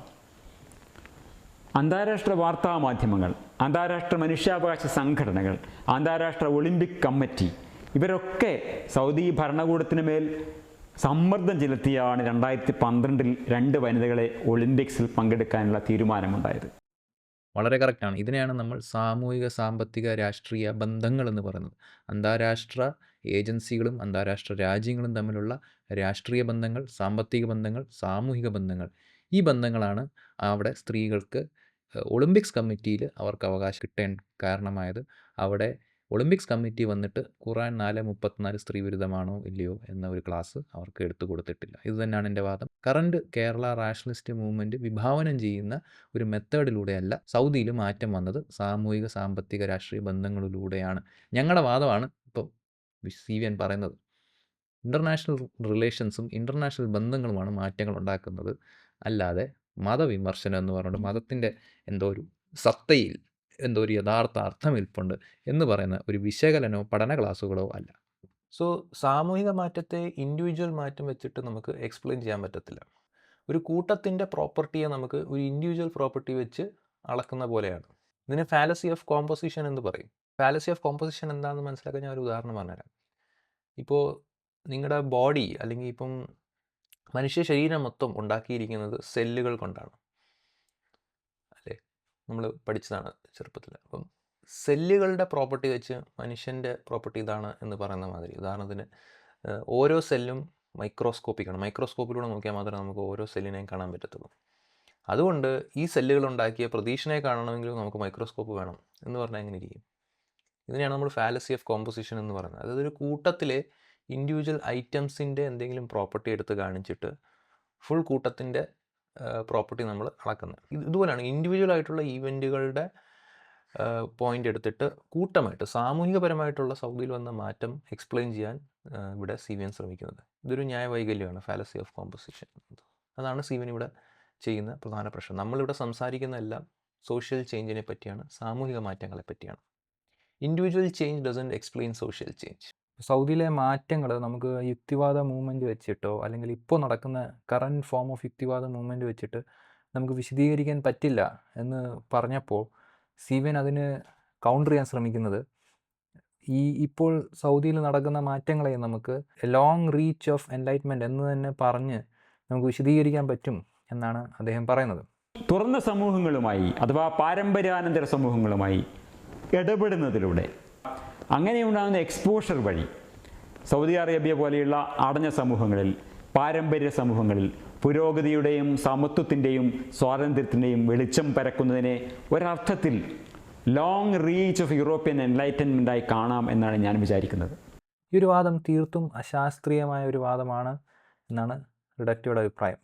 ദൈവവിശ്വാസികൾ എന്തു വന്നാലും ദൈവത്തെ കൂട്ടുപിടിക്കുന്ന പോലൊരു വാദമാണ്. എന്തുകൊണ്ട് മഴ പെയ്തു? അത് ദൈവം ഇപ്പോൾ തീരുമാനിച്ചിട്ട്. എന്തുകൊണ്ട് ഇപ്പോൾ മഴ പെയ്യുന്നില്ല? അതിപ്പോൾ ദൈവം മഴ പെയ്യണമെന്ന് തീരുമാനിച്ചിട്ടില്ല. എന്തുകൊണ്ട് ഇപ്പോൾ രാത്രിയാകുന്നു? അതിപ്പോൾ രാത്രിയാകണമെന്നാണ് ദൈവനിശ്ചയം എന്ന് പറയുന്ന മാതിരിയാണ് ഏതൊരു വിഷയത്തെയും അല്ലെങ്കിൽ ഏതൊരു പ്രതിഭാസത്തെയും നമുക്ക് ഫേവറബിൾ ആവുമ്പോൾ അതിനെ ലോങ് റീച്ച് ഓഫ് എൻലൈറ്റ്മെൻറ്റ് എന്നുകൊണ്ട് വിശദീകരിക്കാൻ ശ്രമിക്കുകയാണ്. ഈ ലോങ് റീച്ച് ഓഫ് എൻലൈറ്റ്മെൻറ്റ് എന്ന് പറയുന്ന തിയറിയെ നമുക്ക് ലോങ് റീച്ച് ഓഫ് എന്ത് വെച്ചിട്ടും നമുക്ക് റീപ്ലേസ് ചെയ്യാൻ പറ്റുന്നതാണ്. ഉദാഹരണത്തിന് Islamic golden age. Islamic golden ഏജിലുണ്ടായ ഫിലോസഫിക്കൽ ആൻഡ് സയൻറ്റിഫിക് റെവല്യൂഷൻസ് തന്നെയാണ് യൂറോപ്പിൻ്റെ സയൻറ്റിഫിക് റെവല്യൂഷനും പിന്നെ എൻലൈറ്റ്മെൻറ്റും കാരണമായത്. അപ്പോൾ എൻലൈറ്റ്മെൻറ്റ് ഉണ്ടാവാനുള്ള കാരണം എന്താണ് എന്ന് ചോദിച്ചു കഴിഞ്ഞാൽ ഇസ്ലാമിക് ഗോൾഡൻ ഏജിൻ്റെ ലോങ് റീച്ചാണ് എന്ന് പറയാം. അതുവഴി തന്നെ ഇപ്പോൾ സൗദിയിലുണ്ടാകുന്ന മാറ്റങ്ങൾ എന്താണ് എന്ന് ചോദിച്ചു കഴിഞ്ഞാൽ അത് ഇസ്ലാമിക് ഗോൾഡൻ ഏജിൻ്റെ ലോങ് റീച്ചാണ് എന്ന് പറയാം.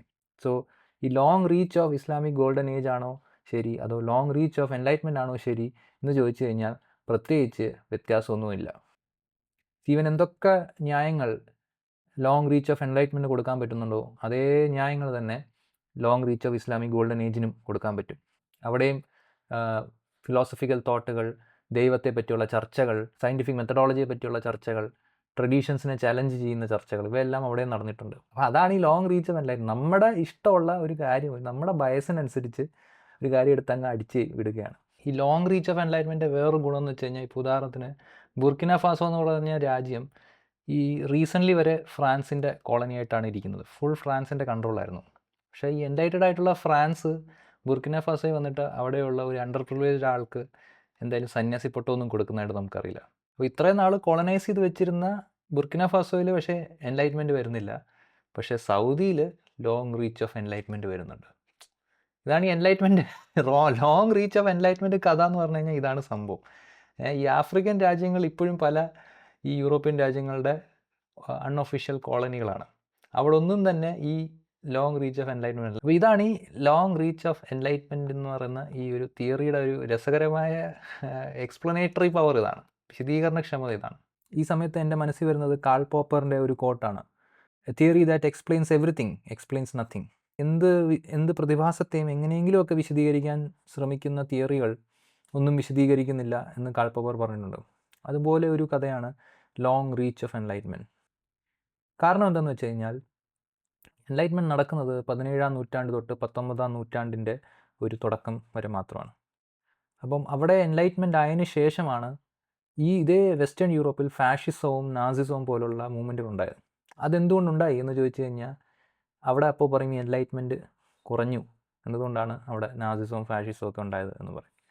ഓക്കെ, അതിനുശേഷം എന്തുകൊണ്ടാണ് 1-ാം ലോക മഹായുദ്ധമായി ഉണ്ടായതെന്ന് വെച്ചാൽ അവിടെ ആ സമയത്ത് വീണ്ടും കുറഞ്ഞു. എന്തുകൊണ്ട് ഈ എൻലൈറ്റഡ് ആയിട്ടുള്ള സമൂഹം പിന്നെ ഈ അറബ് ലോകത്ത് വന്നിട്ട് ഈ അറബ് സമൂഹത്തെ അങ്ങോട്ടും ഇങ്ങോട്ടും അവരുടെ കോളനിവൽക്കരണത്തിൻ്റെ ഭാഗമായിട്ട് വെട്ടിമുറിച്ച് ഓരോ ബോർഡർ ഇഷ്യൂസ് ഉണ്ടാക്കി ഇന്ന് നമ്മൾ കാണുന്ന പല ടെററിസ്റ്റ് ഓർഗനൈസേഷൻസും ഇന്നുള്ള ആ ഒരു അസ്ഥിരമായിട്ടുള്ള മിഡിൽ ഈസ്റ്റിന് കാരണക്കാരായത് ഇതേ യൂറോപ്യൻ ശക്തികളുടെ കോളനിവൽക്കരണമാണ്. അപ്പോൾ അതെന്തുകൊണ്ട് എന്ന് ചോദിച്ചു കഴിഞ്ഞാൽ അവിടെ എൻലൈറ്റ്മെൻറ്റ് കുറഞ്ഞു എന്ന് പറയും. പിന്നെ ഇതേ എൻലൈറ്റ്മെൻറ്റ് കാരണമാണ് ശ്രീനാരായണ ഗുരുവിന് ഈ സന്യാസി പട്ടം കിട്ടിയത് എന്ന് പറയും. പക്ഷേ ശ്രീനാരായണ ഗുരുവിന് സന്യാസി പട്ടം കൊടുത്ത ഇതേ യൂറോപ്യൻസ് ഇവിടെ വന്ന് എന്തിനാണ് കോളനൈസ് ചെയ്ത് ഇവിടെയുള്ള കുറേ ആളുകളെ ജനസൈഡ് ചെയ്തതും ഇവിടെയുള്ള കുറേ സമ്പത്ത് എടുത്തുകൊണ്ട് പോയെന്ന് ചോദിച്ചു കഴിഞ്ഞാൽ ആ സമയത്ത് അവർക്ക് എൻലൈറ്റ്മെൻറ്റ് കുറവായിരുന്നു എന്ന് പറയും. എന്തുകൊണ്ടാണ് എൻലൈറ്റ്മെൻറ്റ് കഴിഞ്ഞിട്ട് എത്രയോ വർഷങ്ങൾ കഴിഞ്ഞിട്ടാണ് സ്ത്രീകൾക്ക് വോട്ടവകാശം അവിടെ കിട്ടുന്നത് എന്ന് ചോദിച്ചു കഴിഞ്ഞാൽ പറയും അത് ആ സമയത്താണ് അവിടെ എൻലൈറ്റ്മെൻറ്റ് സ്ത്രീകൾക്കും കിട്ടണം എന്ന് അവർ എൻലൈറ്റഡ് ആയത് എന്ന് പറയും. എന്തുകൊണ്ടാണ് ഈ ക്യൂർ കമ്മ്യൂണിറ്റിയിലുള്ള മനുഷ്യർക്ക് വളരെ റീസെൻ്റ് ആയിട്ടാണല്ലോ അവകാശങ്ങൾ കിട്ടിത്തുടങ്ങിയത് ഇതേ എൻലൈറ്റഡ് ആയിട്ടുള്ള യൂറോപ്പിൽ എന്ന് ചോദിച്ചാൽ ആ സമയത്താണ് ക്യൂർ കമ്മ്യൂണിറ്റിയിൽ എൻലൈറ്റ്മെൻറ്റ് എത്തിക്കേണ്ടതുണ്ട് എന്ന് യൂറോപ്യൻ സമൂഹം മനസ്സിലായത് എന്ന് പറയും. ഇതിന് നമുക്ക് 4 കാലി വീഴുന്ന പൂച്ച എന്ന് പറയാൻ പറ്റും. എങ്ങനെയൊക്കെ ചോദിച്ചാലും അത് എൻലൈറ്റ്മെൻറ്റ് വെച്ച് വിശദീകരിക്കാൻ ശ്രമിക്കുകയാണ്. അപ്പോൾ ഇത് തികച്ചും അശാസ്ത്രീയപരമായിട്ടുള്ള ഒരു തിയറിയാണ് സ്റ്റീവൻ ഇവിടെ മുമ്പോട്ട് വയ്ക്കുന്നത്. നമ്മൾ സാമൂഹിക ശാസ്ത്രം പഠിക്കുക അല്ലെങ്കിൽ സാമൂഹിക മാറ്റത്തെക്കുറിച്ച് വളരെ സീരിയസ് ആയിട്ട് പഠിക്കണം എന്നുണ്ടെങ്കിൽ നമ്മൾ ചോദിക്കേണ്ട ചോദ്യം എന്ന് പറയുന്നത്, എന്തുകൊണ്ട് ഈ സമയത്ത് ഈ ഒരു കാലഘട്ടത്തിൽ മാത്രം സൗദിയിൽ ഈ ഒരു മാറ്റം ഉണ്ടാകുന്നു? എന്തുകൊണ്ട് ഈ ഒരു കാലഘട്ടത്തിൽ യൂറോപ്പിൽ എൻലൈറ്റഡ് ആയിട്ടുള്ള യൂറോപ്പിൽ തന്നെ വലതുപക്ഷ ആഖ്യാനങ്ങൾ കൂടി വരുന്നു? എന്തുകൊണ്ട് AFD പോലുള്ള പാർട്ടികൾ വിജയിക്കുന്നു? എന്തുകൊണ്ട് റൈറ്റ് വിങ് ആശയങ്ങൾ പറയുന്ന പാർട്ടികൾക്ക് കൂടുതൽ വോട്ടുകൾ കിട്ടുന്നു? എന്തുകൊണ്ട് യൂറോപ്പ് കൂടുതൽ വർഗീയമായി ചിന്തിക്കാൻ തുടങ്ങുന്നു? എൻലൈറ്റഡ് ആയിട്ടുള്ളൊരു സമൂഹമല്ലേ, എല്ലാ മനുഷ്യരും തുല്യരാണെന്നും സ്റ്റേറ്റും ചർച്ചും സെപ്പറേറ്റഡ് ആയിട്ടുള്ളവരും പിന്നെ നാസ്തികരായിട്ടുള്ള ഒരു പൊതുസമൂഹം, മതമുക്തമായ യൂറോപ്പ് എന്തുകൊണ്ട് ഈ ഒരു രീതിയിലേക്ക് മാറുന്നു? അപ്പോൾ തോന്നുമ്പോൾ എൻലൈറ്റ്മെൻറ്റ് കുത്തിക്കയറ്റുന്നതും തോന്നുമ്പോൾ എൻലൈറ്റ്മെൻറ്റ് കുറഞ്ഞുപോയി എന്ന് പറയുന്നതും ഈ ദൈവവിശ്വാസികൾ ദൈവം പറയുന്നതുകൊണ്ടാണ് മഴ പെയ്യുന്നത്, ദൈവം പറയാത്തതുകൊണ്ടാണ് മഴ പെയ്യാത്തത് എന്ന് പറയുന്ന മാതിരി തന്നെയാണ്. ഇതേ എൻലൈറ്റഡ് ആയിട്ടുള്ള അമേരിക്കയിൽ എന്തുകൊണ്ടാണ് ഇപ്പോൾ ട്രംപ് വിജയിച്ചു വരുന്നത്? ഒരു രീതിയിലും ടെസ്റ്റബിൾ അല്ലാത്ത ഒരു കഥയാണ്, ഒരു അന്ധവിശ്വാസമാണ് സ്റ്റീവൻ ഇവിടെ പുഷ് ചെയ്യാൻ ശ്രമിക്കുന്നത് എന്നതാണ് റിഡക്റ്റഡ് അഭിപ്രായം. റിഡക്റ്റീവ് വെച്ച തിയറി ഒബ്സർവബിളാണ്, എംപെരിക്കലാണ്, ടെസ്റ്റബിളാണ്. അതായത് ഈ ഒരു സമയത്ത് ഈ ഒരു പ്രതിഭാസം എന്തുകൊണ്ട് നടക്കുന്നു എന്നത് നമുക്ക് കൃത്യമായിട്ട് വിശദീകരിക്കാൻ പറ്റുന്നുണ്ട്. അതായത് ഈ സമയത്ത് നടക്കുന്ന എക്കണോമിക് റിലേഷൻസിൽ വരുന്ന മാറ്റങ്ങൾ, സാമൂഹിക മാറ്റങ്ങൾ, ഇൻ്റർനാഷണൽ റിലേഷൻസുമായിട്ടുള്ള മാറ്റങ്ങൾ, ഇവയെല്ലാം വ്യക്തമായിട്ട് തന്നെ എംപെരിക്കലായിട്ട് തന്നെ നമുക്ക് ഒബ്സർവ് ചെയ്ത് പറയാൻ പറ്റുന്നൊരു കാര്യമാണ്. നല്ല കാര്യങ്ങൾ എന്തൊക്കെ വന്നാലും അതിനെയൊക്കെ എൻലൈറ്റ്മെൻറ്റ് എന്നങ്ങ് വിളിക്കുക, മോശകാര്യം വരുമ്പോൾ അത് എൻലൈറ്റ്മെൻറ്റ് വരാൻ കുറച്ചും കൂടെ വൈകിയതാണ് എന്ന് പറയുക. വേറൊരു കാര്യം കൂടി ഈ ഒരു വീഡിയോയിൽ പറയുന്നുണ്ട്. ഈ സൗദിയിൽ മുന്നേറ്റത്തിന് വന്ന സ്ത്രീകൾ, അതായത് ആദ്യമായിട്ട് ഡ്രൈവ് ചെയ്ത് പ്രതിഷേധിച്ച സ്ത്രീ, ആദ്യമായിട്ട് ദീപശിഖ എടുത്ത് ഓടിയ സ്ത്രീ, ആദ്യമായിട്ട് ഫുട്ബോൾ കളിക്കാൻ ശ്രമിച്ച സ്ത്രീ, ഇത്തരം സ്ത്രീകളുടെയൊക്കെ ബാക്ക്ഗ്രൗണ്ടുകൾ സീവൻ അവിടെ വിശദീകരിക്കുമ്പോൾ ഇതിനകത്ത് ചില സ്ത്രീകൾ യൂറോപ്പിലും അമേരിക്കയിലും ഒക്കെ പോയി പഠിച്ച് വരുന്നു എന്നാണ്. അപ്പോൾ ബേസിക്കലി അതിൻ്റെ ഒരു ഇംപ്ലിക്കേഷൻ എന്താണെന്ന് വെച്ച് കഴിഞ്ഞാൽ ഈ എൻലൈറ്റ്മെൻറ്റ് അല്ലെങ്കിൽ എൻലൈറ്റഡ് ആയിട്ടുള്ള സമൂഹത്തിൽ പോയി ഇത്തരം മൂല്യങ്ങൾ പഠിച്ച് മനസ്സിലാക്കിയ സ്ത്രീകൾ അവിടെ വന്ന് പ്രവർത്തിച്ചു എന്ന് പറയാനാണ് സീവൻ ശ്രമിക്കുന്നത്. ഇതെല്ലാം തന്നെ നേരത്തെ പറഞ്ഞ മാതിരി തന്നെ വ്യക്തിഗതമായിട്ടുള്ള മാറ്റങ്ങളെക്കുറിച്ചാണ് സീവൻ പറയുന്നത്. സീവൻ ഈ മുമ്പോട്ട് വെച്ച വിശദീകരണം വളരെ ഈസി ആയിട്ട് നമുക്ക് ഡിബങ്ക് ചെയ്യാൻ പറ്റുന്നതേ ഉള്ളൂ. ഇവിടെ ഒരൊറ്റ ചോദ്യമേ ഉള്ളൂ. ഏതൊരു സൊസൈറ്റി ആയിക്കോട്ടെ, അത് ട്രഡീഷണലിസ്റ്റ് സൊസൈറ്റി ആയിക്കോട്ടെ, പോസ്റ്റ് ട്രഡീഷണലിസ്റ്റ് സൊസൈറ്റി ആയിക്കോട്ടെ, രണ്ട് തരം ആളുകൾ അവിടെ ഉണ്ടായിരിക്കും. നമ്മൾ പഴയ ട്രഡീഷനിലേക്ക് പോകണം എന്ന് പറയുന്ന ആളുകളും നമുക്ക് ഈ ട്രഡീഷൻസിനെ എല്ലാം മാറ്റേണ്ടതുണ്ട് എന്ന് പറയുന്നവരുമുണ്ട്.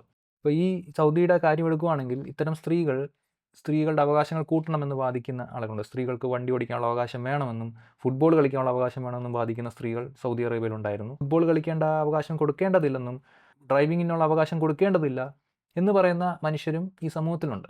ഈ രണ്ട് തരം ആഖ്യാനങ്ങളും ആ സമൂഹത്തിലുണ്ട്. എന്തുകൊണ്ടാണ് ഒരു വലിയ കാലഘട്ടത്തോളം കൺസർവേറ്റീവ് ആയിട്ടുള്ള ആഖ്യാനം വളരെ ഡോമിനൻ്റ് ആയിട്ട് നിന്നതും എന്നാൽ ഈ ഒരു കാലഘട്ടം ആകുമ്പോഴത്തേക്കിനും ഈ ആഖ്യാനങ്ങൾ പതുക്കെ ഇല്ലാതാവുന്നതും? എന്തുകൊണ്ടാണ് ഈ ടൈമിൽ അത് നടക്കുന്നത്? ഈ സാമൂഹിക തലത്തിൽ തന്നെ രണ്ടാമത്തെ കൂട്ടർ പറഞ്ഞ ആഖ്യാനം പൊതു ആഖ്യാനമാവുകയും സമൂഹത്തിൻ്റെ മൂല്യവ്യവസ്ഥയുമായിട്ട് മാറുന്നത് എന്തുകൊണ്ടാണ്? ഇതിനെയാണ് നമുക്ക് വിശദീകരണം വേണ്ടത്.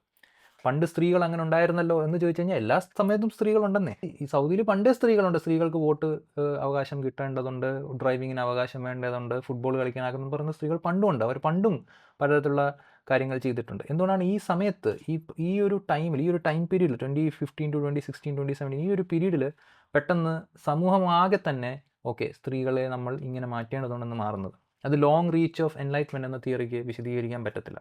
കാരണം സ്ത്രീകൾ പണ്ടും ഇങ്ങനെ പറഞ്ഞ സ്ത്രീകൾ പണ്ടും ഉണ്ട്. അപ്പോൾ ഇതുകൊണ്ട് തന്നെയാണ് നമ്മൾ പറയുന്നത് ഈ സാമൂഹിക സാമ്പത്തിക ബന്ധങ്ങളിൽ നിന്ന് വിട്ടുനിന്നുകൊണ്ടുള്ള ഒരു പഠനവും സാധ്യമല്ല എന്നത്.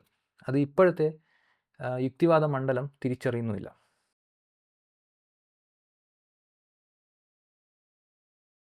കൂടി ആ വാചകം നോക്കാം. ആരും അവിടെ ഖുറാൻ 4:34 സ്ത്രീ വിരുദ്ധമാണ്, ഖുറാൻ്റെ 5:10 UDHRന് വിരുദ്ധമാണ് എന്ന് പറഞ്ഞിട്ടല്ല അവിടെ മാറ്റമുണ്ടായത്. അവിടെ ഒരു സാമ്പത്തിക പ്രതിസന്ധി അവർ നേരിടാൻ തുടങ്ങി. ഈ സാമ്പത്തിക പ്രതിസന്ധി നേരിടേണ്ടി വന്നപ്പോൾ അവൾ മാറ്റങ്ങൾ വരേണ്ടി വന്നു. ഇതാണ് പറഞ്ഞത്. ഈ ഡോക്കിൻസിൻ്റെ ബാധ ഒഴിപ്പിക്കാൻ എന്ന പേരിൽ മാർക്സിസത്തിൻ്റെ ചുവരിൽ വടിയെടുത്ത് യുക്തിവാദത്തെ തല്ലിച്ചതക്കുകയാണ് പ്രതീക്ഷ ചെയ്യുന്നത് എന്ന് ഞാൻ നേരത്തെ പറഞ്ഞത് എന്തുകൊണ്ടാണ് എന്ന് ഇപ്പോൾ വ്യക്തമായി എന്ന് കരുതുന്നു. ഒരു പോയിന്റ് കൂടി പറഞ്ഞ ശേഷം ഈ വീഡിയോ അവസാനിപ്പിക്കാം. 19ാം നൂറ്റാണ്ടിൽ മാർക്സ് അവതരിപ്പിച്ചതും ഇന്നും കേരളത്തെ മാർക്സിസ്റ്റ് സൈദ്ധാന്തികരും ഇപ്പോൾ നമ്മുടെ റിഡക്റ്റീവ് സുഹൃത്തുക്കളും ഒക്കെ ഉയർത്തിപ്പിടിക്കുന്നതുമായ ഈ അടിത്തറ മേൽക്കൂര സിദ്ധാന്തം യഥാർത്ഥത്തിൽ വസ്തുനിഷ്ഠമായി നോക്കിയാൽ തെറ്റായൊരു സിദ്ധാന്തമാണ്. മതമുക്ത യൂറോപ്പും സ്വതന്ത്ര ചിന്തകരും എന്നൊരു പ്രസൻറ്റേഷനിൽ ഈ കാര്യം 2018 ഒരു ഗവേഷണ പ്രബന്ധം ചർച്ച ചെയ്തുകൊണ്ട് വിശദമായി ഞാൻ ചർച്ച ചെയ്തിട്ടുണ്ട്. ആ വീഡിയോൻ്റെ ലിങ്ക് ഈ വീഡിയോൻ്റെ ഡിസ്ക്രിപ്ഷനിൽ ഞാൻ കൊടുത്തേക്കാം. ആ പ്രശ്നത്തിൻ്റെ 2ാം ഭാഗത്താണ് വ്യവസ്ഥിതിയോ മനസ്ഥിതിയോ എന്ന തലക്കെട്ടിൽ ഈ വിഷയം സംസാരിച്ചിട്ടുള്ളത്. 31 മിനിറ്റ് 47 സെക്കൻഡ് മുതൽ കേട്ടു നോക്കാം.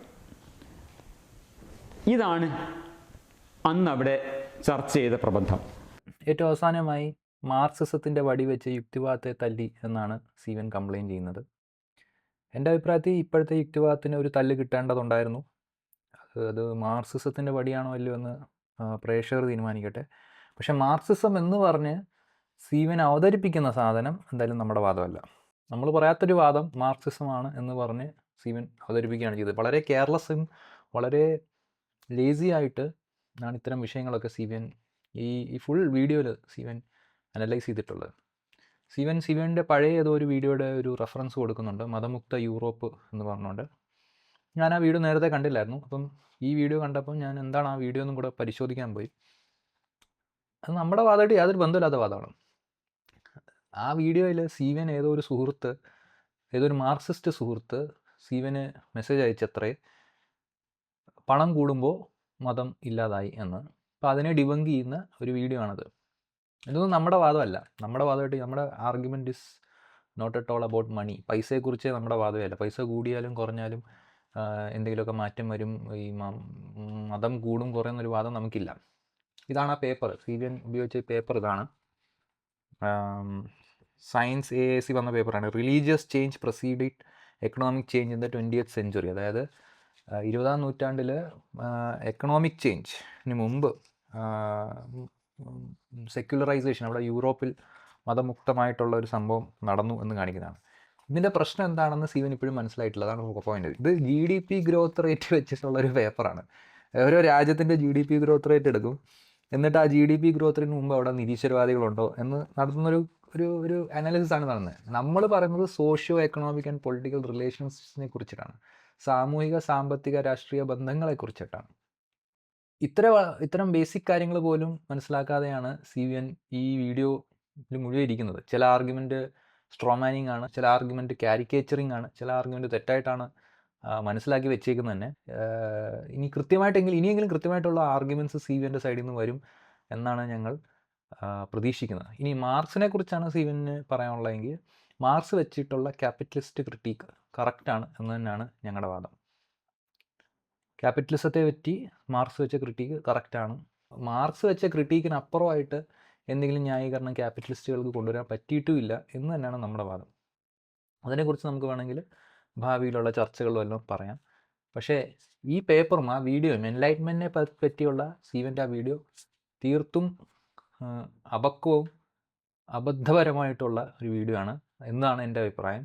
ആ വീഡിയോ, അതായത് ഈ യൂറോപ്യൻ എൻലൈറ്റ്മെൻറ്റിനെ കുറിച്ച് ഉള്ള ഒരു ഹാഫ് കുക്ക്ഡ് സ്റ്റോറിയാണ് അവിടെ മുഴുവൻ CVN പ്രസൻറ്റ് ചെയ്യുന്നത് എന്നാണ് എൻ്റെ അഭിപ്രായം. അതിനെക്കുറിച്ച്, യൂറോപ്യൻ എൻലൈറ്റ്മെൻറ്റിനെ കുറിച്ച് ഭാവിയിൽ റിഡക്റ്റിലൊരു വീഡിയോ വളരെ വിശദമായിട്ട് ചെയ്യാം. ഈ socio economic and political relations എന്തൊക്കെയായിരുന്നെന്നും എങ്ങനെയാണ് അവിടെ മാറ്റങ്ങൾ ഉണ്ടായെന്നും നമ്മൾ വരുന്ന വീഡിയോകളിൽ എക്സ്പ്ലെയിൻ ചെയ്യാം. അല്ലാതെ എന്തോ പെട്ടെന്ന് കുറേ ആളുകൾക്ക് നമുക്കൊന്ന് അങ്ങ് സെക്യുലർ ആവാം എന്നുള്ളൊരു തോന്നൽ വരുന്ന സംഭവം അല്ലായിരുന്നു അവിടെ നടന്നത്. It was a completely socio economic and political റിലേഷൻസിൽ വന്ന മാറ്റമായിരുന്നു.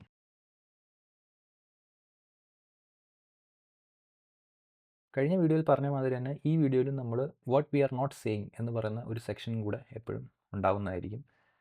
കാരണം റിപ്പീറ്റഡായിട്ട് ഒരേ തരത്തിലുള്ള ചോദ്യങ്ങൾ നമുക്ക് ഇൻസ്റ്റാഗ്രാമിലാണെങ്കിലും പേഴ്സണലായിട്ടും യൂട്യൂബ് കമൻസിലും ഒക്കെ വരുന്നുണ്ട്.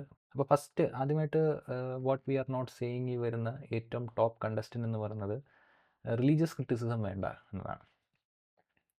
അത് പോയിന്റ് ഈസ്, നമ്മളങ്ങനെ പറഞ്ഞിട്ടില്ല. റിലീജിയസ് ക്രിറ്റിസിസം വേണ്ട എന്നതല്ല നമ്മുടെ പോയിന്റ്. ബട്ട് റിലീജിയനെ എങ്ങനെ മനസ്സിലാക്കുന്നു എന്നതാണ് ഇവിടുത്തെ point. We need to critique the religion, but how do you understand religion എന്നാണ് ചോദ്യം. നിങ്ങൾ റിലീജിയൻ എന്താണെന്ന് മനസ്സിലായാലേ നിങ്ങൾക്ക് റിലീജിയസ് ക്രിറ്റിസിസം ചെയ്യാൻ പറ്റത്തുള്ളൂ. ഇന്ന് പല ആളുകളും റിലീജിയനെ മനസ്സിലാക്കുന്നത് തിയോളജി ആയിട്ടാണ്. ഇത് ഗ്രന്ഥങ്ങളിൽ എവിടെയോ എക്സിസ്റ്റ് ചെയ്യുന്ന ഒരു സാധനം, ഒരു ഭീകര വസ്തു. ഗ്രന്ഥങ്ങളിലെ പേജ് നമ്പർ 32, വേഴ്സ് നമ്പർ ഇത്ര, ചാപ്റ്റർ നമ്പർ ഇതെന്ന് സക്കീർ നായിക് പറയുന്ന മാതിരി തന്നെ ഇങ്ങനെയുള്ള ഗ്രന്ഥങ്ങളുടെ ചാപ്റ്ററുകളിൽ പല പല വാക്യങ്ങളായിട്ട് നിലനിൽക്കുന്ന ഒരു സാധനം, അത് ആളുകൾ വായിക്കുന്നു. അപ്പോൾ അത് വായിക്കുമ്പോൾ തന്നെ ആളുകളുടെ ബ്രെയിനിൽ ഇറാഷണൽ കാര്യങ്ങൾ വരുന്നു. എന്നിട്ട് ആളുകൾ ഇങ്ങനെ സോംബികളെ പോലെ പ്രവർത്തിക്കുന്നു.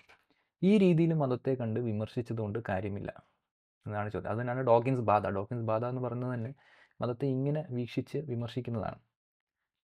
ഇങ്ങനെ വീക്ഷിച്ച് വിമർശിക്കുമ്പോൾ എല്ലാ മതങ്ങൾക്കും ഈക്വലി പ്രശ്നം ഉണ്ടാകത്തില്ല. ഓരോ സൊസൈറ്റിയിലുള്ള മാർജിനലൈസ്ഡ് ആയിട്ടുള്ള മതങ്ങൾക്കായിരിക്കും എപ്പോഴും പ്രശ്നം ഉണ്ടാകും. ഇപ്പോൾ റിച്ചർഡ് ഡോക്കിൻസ് ഒക്കെ ഉണ്ടായിരുന്ന സമയത്ത് അവിടുത്തെ മെജോറിറ്റി റിലീജിയനായ ക്രിസ്ത്യാനിറ്റിയും അവർ ഇതേ ഫ്രെയിംവർക്കിലൂടെയാണ് വിമർശിച്ചത്. പക്ഷേ ഈ ഡോമിനൻ്റ് റിലീജിയനിലുള്ള ആളുകൾ എപ്പോഴും ഹൈലി പ്രിവിലേജ്ഡ് ആയതുകൊണ്ടും സോഷ്യലി, കൾച്ചറലി ആൻഡ് എക്കണോമിക്കലി ഈ 3 തലത്തിലും അവർ നല്ല പവർഫുൾ ആയതുകൊണ്ട് തന്നെ ഇത്തരം വിമർശനം ഒന്നും അവരുടെ സോഷ്യൽ ലൈഫിനെ ഡാമേജ് ചെയ്തിട്ടില്ലായിരുന്നു. പക്ഷെ അങ്ങനെയല്ല മാർജിനലൈസ്ഡ് കമ്മ്യൂണിറ്റിയിലുള്ള ആളുകളുടെ കാര്യം. ഒരു സുമോ റെസ്ലറിനെയും കയ്യും കാലും കെട്ടിയിട്ട ഒരു കുട്ടീനെയും നോക്കുക. രണ്ടുപേരെ അടിക്കുന്നത് ഒരേപോലല്ല. ഒരു സുമോ റെസ്ലറെ നിങ്ങൾ പഞ്ച് ചെയ്യുന്നുണ്ടെങ്കിൽ അത് സഹിക്കാനും അതിനെ ഒഴിവാക്കാനും അതിൽ നിന്ന് രക്ഷപ്പെടാനുമുള്ള മാർഗ്ഗങ്ങളും ശക്തിയും പവറും ഒക്കെ ഈ സുമോ റെസ്ലറിനുണ്ട്. പക്ഷെ ഒരു കൊച്ചുകുട്ടീനെ കെട്ടിയിട്ടിട്ട് നിങ്ങൾ ഇതേ പ്രവൃത്തി ചെയ്യുകയാണെങ്കിൽ ആ കുട്ടിക്ക് അതിൽ നിന്ന് രക്ഷപ്പെടാൻ പറ്റുകയില്ല. അപ്പോൾ ഇത് തന്നെയാണ് ഈ ഡോക്കിൻസ് ബാധ ചെയ്യുന്നത്. ഡോക്കിൻസ് ബാധ ഉള്ള ഫ്രെയിംവർക്ക് വെച്ചിട്ട് ഡോമിനൻ്റ് ആയിട്ട് നിൽക്കുന്ന ഐഡിയോളജിയിലുള്ള ആളുകൾക്ക് വലിയ രീതിയിലുള്ള പ്രശ്നങ്ങൾ ഉണ്ടാവില്ല. കാരണം അവർക്കത് സഹിക്കാനും ആ ഒരു ബുള്ളറ്റ് അല്ലെങ്കിൽ അങ്ങനെയുള്ള വിമർശനങ്ങളിൽ നിന്ന് മാറി നിന്ന് സമൂഹത്തിൽ പ്രവർത്തിക്കാനും അവർക്ക് പ്രിവിലേജ് ഉണ്ട്. അതുകൊണ്ട് തന്നെയാണ് ഇവിടെ ഇന്ത്യയിൽ നിങ്ങൾ നടത്തുന്ന ഈ ഇത്തരം വലിയ വിമർശനങ്ങളും കേൾക്കുമ്പോൾ ഹിന്ദു കമ്മ്യൂണിറ്റിക്ക് വലിയ പ്രശ്നമൊന്നും ഉണ്ടാകാത്തത്. പക്ഷെ അങ്ങനെയല്ല മൈനോറിറ്റി കമ്മ്യൂണിറ്റിയിലുള്ള ആളുകളുടെ ആചാരങ്ങളെപ്പറ്റി നിങ്ങൾ ഈ ഡോക്കിൻസ് ഫ്രെയിംവർക്ക് വെച്ച് വിമർശിക്കുമ്പോൾ സംഭവിക്കുന്നത്. ചില ആളുകൾ ചോദിക്കുന്നുണ്ട്, അപ്പോൾ ഹിന്ദു മതത്തെ നമുക്ക് ഇങ്ങനെ ഈ ഡോക്കിൻസ് ഫ്രെയിംവർക്ക് വെച്ച് വിമർശിക്കാമെന്ന്. ഒന്നാമതായി ഹിന്ദു മതം എന്നൊരു സംഭവം ഇല്ല. ഇനി അങ്ങനെ ഒരു മതം ഉണ്ടെന്ന് തന്നെ വിചാരിച്ചാൽ പോലും ഏതൊരു മതത്തെയും അല്ലെങ്കിൽ ഏതൊരു സംസ്കാരത്തെയും ഈ ഡോക്കിൻസ് ഫ്രെയിംവർക്ക് വെച്ച് വിമർശിച്ചിട്ട് പ്രത്യേകിച്ച് മാറ്റമൊന്നും ഉണ്ടാകത്തില്ല. പക്ഷേ ഈ ഡോമിനൻ്റ് കൾച്ചറിനെ അങ്ങനെ ഈ ഫ്രെയിംവർക്കിലൂടെ ചെയ്യുമ്പോൾ വലിയ പ്രശ്നങ്ങളുണ്ടാകുന്നില്ല. ആ സുമോ റെസ്ലറിനെ ഇടിക്കുന്ന മാതിരിയാണ്. സുമോ റെസ്ലറിന് പ്രത്യേകിച്ച് പ്രശ്നങ്ങളൊന്നും ഉണ്ടാകത്തില്ല. അവനത് വെറുതെ ഇങ്ങനെ തുടച്ചിട്ടങ്ങ് പോകും. അത്രയേ ഉണ്ടാകത്തുള്ളൂ. അതുകൊണ്ട് ഇറ്റ്സ് നോട്ട് ഹാമിങ് എനിവൺ. ബട്ട് അങ്ങനെയല്ല, നിങ്ങൾ ആ ഫ്രെയിംവർക്ക് വെച്ചിട്ട് നിങ്ങൾ മാർജിനലൈസ്ഡ് ആയിട്ടുള്ള മതങ്ങളെ വിമർശിക്കുമ്പോൾ ഏതൊരു സമൂഹത്തിലും മാർജിനലൈസ്ഡ് കമ്മ്യൂണിറ്റിയിലുള്ള ആളുകൾക്ക് എതിരെയായിരിക്കും മിക്കവാറും സിസ്റ്റങ്ങൾ. സ്റ്റേറ്റ് നിയമങ്ങൾ, അപ്പാരറ്റസ്, സോഷ്യൽ പ്രാക്ടീസസ് ഇവയെല്ലാം തന്നെ ഒരു ഡിസ്ക്രിമിനേറ്ററി ആയിട്ടായിരിക്കും ഈ മൈനോറിറ്റി അല്ലെങ്കിൽ മാർജിനലൈസ്ഡ് കമ്മ്യൂണിറ്റിയിലുള്ള മനുഷ്യർക്ക്. അപ്പോൾ അങ്ങനെയുള്ളൊരു സോഷ്യൽ റിയാലിറ്റിയിൽ ഈ വൈറസ് ടൂൾ വെച്ച് അല്ലെങ്കിൽ വൈറസ് ഫ്രെയിംവർക്ക് വെച്ച് മതവിമർശനം നടത്തുമ്പോൾ it always helps fascist and right wing. അതാണ് പോയിന്റ്. അപ്പം മതവിമർശനം നമ്മൾ നടത്തുമ്പോൾ മതം എങ്ങനെ എക്സിസ്റ്റ് ചെയ്യുന്നു എന്നതിനെക്കുറിച്ച് ഒരു ക്ലാരിറ്റി വേണം എന്നതാണ് നമ്മൾ പറയുന്നത്. മതം ഇങ്ങനെ പുസ്തകത്തിൽ നിൽക്കുന്ന എന്തോ ഒരു സാധനമാണ് വൈറസും അത് ബ്രെയിനിലേക്ക് വരുന്നതാണ് എന്ന വീക്ഷണം മാറ്റി religion exist as social practice, സമൂഹത്തിലെ സാമൂഹിക, സാമ്പത്തിക, രാഷ്ട്രീയ ബന്ധങ്ങളിൽ നിലനിൽക്കുന്ന ഒരു വ്യവസ്ഥയായിട്ട് മതത്തെ കാണേണ്ടതുണ്ട്. Religion exist as institutions, power positions, power relations, ഇങ്ങനെ ഒരു ഒബ്ജക്റ്റീവ് എക്സിസ്റ്റൻസ് ഉള്ള ഒരു സാധനമാണ് റിലീജിയൻ എന്നും. അപ്പോൾ അങ്ങനെയുള്ള വ്യവസ്ഥിതികൾ സമൂഹത്തിൽ എന്തൊക്കെ പ്രശ്നങ്ങൾ ഉണ്ടാക്കുന്നു എന്ന് നോക്കി വേണം നമ്മൾ മതവിമർശനം നടത്താൻ. അല്ലാതെ തിയോളജി എടുത്ത് വിമർശിക്കലുണ്ട്. തിയോളജി നമുക്ക് ഒരു ഗ്രന്ഥത്തിൽ നിന്ന് 1000 തിയോളജി ഉണ്ടാക്കാൻ പറ്റും. ആ തിയോളജിയാണ് സമൂഹത്തിൽ പ്രവർത്തിക്കുന്നത് എന്ന വീക്ഷണം തെറ്റാണ് എന്നതാണ് പറയുന്നത്. So we are not against religious criticism, we are against Dawkins way of critiquing the religion. Dawkins സമൂഹത്തെ നോക്കിക്കണ്ട്, മതങ്ങളെ നോക്കിക്കണ്ട് എങ്ങനെയാണോ ക്രിട്ടീക്ക് ചെയ്തത് ആ രീതിയിലുള്ള മതവിമർശനം വേണ്ട എന്നതാണ് നമ്മൾ പറയുന്നത്. രണ്ടാമത്തെ ലിസ്റ്റിൽ വാട്ട് വി ആർ നോട്ട് സേയിങ്ങിൽ രണ്ടാമത് വരുന്ന ലിസ്റ്റ് എന്ന് പറഞ്ഞു കഴിഞ്ഞാൽ all criticism of Islam is Islamophobia. ഇസ്ലാമിനുള്ള ഏത് വിമർശനവും ഇസ്ലാമോഫോബിയാണ്. നോ, അങ്ങനെ നമ്മൾ പറഞ്ഞിട്ടില്ല. ഇവിടെ എഗെയിൻ ഇസ്ലാമിനെ എങ്ങനെ കാണുന്നു എന്നതാണ് ചോദ്യം. ഇപ്പം തിയോളജിക്കൽ ഡിബേറ്റുകൾ നിങ്ങൾക്ക് കാണാൻ പറ്റും. ഒരു വിശ്വാസത്തിനകത്ത് നിൽക്കുന്ന ആളുകൾ തമ്മിലുള്ള തിയോളജിക്കൽ ഡിബേറ്റ്. അപ്പോൾ തിയോളജിക്കൽ ഡിബേറ്റിൽ ആളുകൾ മതങ്ങളുടെ ഗ്രന്ഥങ്ങളുടെ അർത്ഥം എന്താണ്, അതിനെ എങ്ങനെ മനസ്സിലാക്കണം, ഈ വാക്യത്തിൻ്റെ അർത്ഥം ഇതാണ് എന്നുള്ള ചർച്ചകളായിരിക്കും അവർ നടത്തുന്നത്. Interpretations, what is the correct interpretation of religion, അല്ലെങ്കിൽ വാട്ട് ഈസ് ദ കറക്റ്റ്, ഇപ്പോൾ സുന്നി മുജാഹിദ് തർക്കങ്ങൾ നോക്കുമ്പോൾ what is the correct interpretation of Islam എന്ന രീതിയിലുള്ള തർക്കങ്ങളായിരിക്കും അവർ നടത്തുന്നത്. പക്ഷേ യുക്തിവാദികളും നിരീശ്വരവാദികളും ഇസ്ലാം എന്ന മതത്തെ മനസ്സിലാക്കേണ്ടത് ഈ തിയോളജി വെച്ചിട്ടല്ല എന്നാണ് പോയിന്റ്. സോഷ്യൽ പ്രാക്ടീസുകൾ എന്താണ്, സമൂഹത്തിൽ നിലനിൽക്കുന്ന വ്യവസ്ഥകൾ എന്താണ്, ഇസ്ലാം എന്ന മതം സമൂഹത്തിൽ എങ്ങനെ നിലനിൽക്കുന്നു എന്ന് മനസ്സിലാക്കി വേണം നമ്മൾ വിമർശിക്കേണ്ടത് എന്നതാണ് ചോദ്യം. ഈ ഏതോ കാലഘട്ടത്തിലുള്ള അറബി പണ്ഡിതർ പറഞ്ഞ കറക്റ്റ് വാക്യത്തിൻ്റെ അർത്ഥം ഇതാണ്, അതാണ് ഇസ്ലാം, അതാണ് നീ ചെയ്യുന്ന ഓരോ കാര്യത്തിനും, ഇന്ന് കേരളത്തിൽ എടുത്തിരുന്ന് തുമ്മുന്നുണ്ടെങ്കിൽ അതിന് കാരണം ഈ ഏതോ അറബി പണ്ഡിതൻ പറഞ്ഞ അർത്ഥത്തിൽ നിന്ന് ഇങ്ങനെ വന്നാണ്, ഇങ്ങനെ രീതിയിലുള്ള ഒരു വിശകലനം നടത്തി ഇസ്ലാമിനെ ക്രിട്ടീക്ക് ചെയ്യുന്നതുകൊണ്ട് പ്രത്യേകിച്ച് ഗുണമില്ല. അത് എസെൻഷ്യലൈസിങ് റിലീജിയനാണ്. അത് റിലീജിയന് ഇൻഹറൻ്റ്ലി ഒരു സത്യം ഉണ്ടെന്നും ആ സത്യം ഇവിടെ പ്രവർത്തിക്കുന്നുണ്ട് എന്ന രീതിയിലുള്ള ഒരു വീക്ഷണമാണ്. അത് തെറ്റാണ് എന്നാണ് പറയുന്നത്. Next in the list of what we are not seeing, ideology doesn't influence change. So this is false. Ideology influence ചെയ്യുന്നില്ല എന്ന് പറയുന്നത് തെറ്റാണ്. അത് പല ആളുകളും ഇങ്ങനെ പറയാറുണ്ട്, ഐഡിയോളജി ഇൻഫ്ലുവൻസ് ചെയ്യുന്നില്ല എന്നാണോ നിങ്ങൾ പറയുന്നത്, അപ്പം ഐഡിയോളജിക്കൽ ക്രിറ്റിസിസം വേണ്ടേ എന്നൊക്കെയാണോ നിങ്ങൾ പറയുന്നത് ചോദിക്കാറുണ്ട്. നമ്മൾ പറയുന്നത് ഐഡിയോളജി ഡസൻറ്റ് എക്സിസ്റ്റ് ഇത് ഇൻഡിപെൻഡൻ്റ്ലി. അതായത് ഐഡിയോളജിയെ നിങ്ങൾക്ക് സമൂഹത്തിൽ നിന്ന് പറിച്ച് മാറ്റി അബ്സ്ട്രാക്റ്റ് ചെയ്ത് പഠിക്കാൻ പറ്റുകയില്ല എന്നതാണ് ഇവിടുത്തെ പോയിന്റ്. ഉദാഹരണത്തിന് നിങ്ങൾക്ക് ഇസ്ലാം എന്ന മതത്തെ പഠിക്കണമെങ്കിൽ ഇസ്ലാം എന്ന മതത്തിനെ നിങ്ങൾക്ക് ഈ ഹദീസും ഖുറാനിലെ വാക്യങ്ങളുമായിട്ട് പറിച്ച് മാറ്റി അതിനെ അബ്സ്ട്രാക്റ്റ് ചെയ്ത് സമൂഹത്തിൽ നിന്ന് അബ്സ്ട്രാക്റ്റ് ചെയ്ത് ഇതിൻ്റെ അർത്ഥം, ഇതിൻ്റെ യഥാർത്ഥ അർത്ഥം ഇതാണ് കേട്ടോ, ഇതാണ് യഥാർത്ഥ ഇസ്ലാം എന്ന് നിങ്ങൾക്ക് പഠിക്കാൻ പറ്റുകയില്ല. സാമൂഹിക പ്രശ്നങ്ങളെ അഡ്രസ്സ് ചെയ്യാനാണ് നിങ്ങൾ പഠിക്കുന്നതെങ്കിൽ, നിങ്ങൾക്ക് തിയോളജിക്കൽ ഇൻ്റർപ്രിട്ടേഷൻ നടത്താനാണെങ്കിൽ നിങ്ങൾക്ക് പഠിക്കാം. അപ്പം ഒരു മതത്തിനകത്തുള്ള തിയോളജിക്കൽ ഇൻ്റർപ്രിട്ടേഷൻസ് എന്താണ് എന്ന് മനസ്സിലാക്കാനാണെങ്കിൽ നിങ്ങൾക്ക് ഇങ്ങനെ അബ്സ്ട്രാക്റ്റ് ചെയ്ത് പഠിക്കാം. പക്ഷേ സാമൂഹിക മാറ്റങ്ങളെക്കുറിച്ചും സാമൂഹിക പ്രശ്നങ്ങളെക്കുറിച്ചും സാമൂഹിക വ്യവസ്ഥിതികളെക്കുറിച്ചും ആണ് നിങ്ങൾ പഠിക്കാനും അത് മാറ്റാനുമാണ് നിങ്ങൾ ശ്രമിക്കുന്നതെങ്കിൽ അവിടെ നിങ്ങൾക്ക് ഈ ഐഡിയോളജി എന്ന് പറയുന്ന സാധനം ഈ സമൂഹത്തിൽ നിന്ന് അബ്സ്ട്രാക്റ്റ് ചെയ്ത് പഠിക്കാൻ പറ്റുകയില്ല. ഇന്ന് പല മതവിമർശകരും ചെയ്യുന്നത് ഈ അബ്സ്ട്രാക്ഷനാണ്. അതായത് ഈ ഐഡിയോളജിയെ സമൂഹത്തിൽ നിന്ന് പറിച്ചു മാറ്റി ആകാശത്തിൽ എവിടെയോ നിൽക്കുന്നു. ഗ്രന്ഥത്തിൻ്റെ സൂറ ബക്കറ 5:34 എന്താണ്, അതിൻ്റെ അർത്ഥം ഇതാണ്, അതാണ് യഥാർത്ഥ ഇസ്ലാം. ഇങ്ങനെയുള്ള ഒരു അനാലിസിസ് നടത്തി സാമൂഹിക പ്രശ്നങ്ങളെ അഡ്രസ്സ് ചെയ്യാൻ ശ്രമിക്കുക. ഇങ്ങനെ ഐഡിയോളജിയെ മനസ്സിലാക്കുന്നതുകൊണ്ട് പ്രത്യേകിച്ച് ഗുണമില്ല. കാരണം ഐഡിയോളജി എപ്പോഴും സമൂഹമായിട്ട് ബന്ധപ്പെട്ടാണ് നിൽക്കുന്നത് എന്നതാണ് നമ്മുടെ പോയിന്റ്. ഞാൻ മനസ്സിലാക്കാൻ ഞാൻ ഒരു എക്സാമ്പിൾ പറഞ്ഞുതരാം. നിങ്ങൾക്ക് മനുഷ്യൻ്റെ മനസ്സിനെക്കുറിച്ച് പഠിക്കണമെന്ന് വിചാരിച്ചു. You cannot isolate mind from brain and the environment of A human being. ഒരു വ്യക്തിയുടെ മനസ്സിനെക്കുറിച്ച് നിങ്ങൾക്ക് പഠിക്കണമെന്നുണ്ടെങ്കിൽ അയാളുടെ ബ്രെയിനിനെക്കുറിച്ചും അയാൾ ജീവിച്ച് വളരുന്ന സാഹചര്യത്തെക്കുറിച്ചും പഠിക്കാതെ നിങ്ങൾക്ക് മൈൻഡിനെ കുറിച്ച് പഠിക്കാൻ പറ്റത്തില്ല. പഠിക്കാൻ പറ്റുമോ? ഇല്ല. ഇപ്പോൾ ഒരാൾ ഭയങ്കര ടെൻഷൻ അടിച്ചിരിക്കുകയാണ്. അപ്പോൾ അയാളോട് നീ അങ്ങ് ടെൻഷൻ മാറ്റടാ എന്ന് നിങ്ങൾക്ക് മനസ്സിനെ അബ്സ്ട്രാക്ട് ചെയ്ത് നീ അങ്ങ് ടെൻഷൻ മാറ്റിയാൽ പോരെ എന്ന് പറയാൻ പറ്റുമോ? ഇല്ല.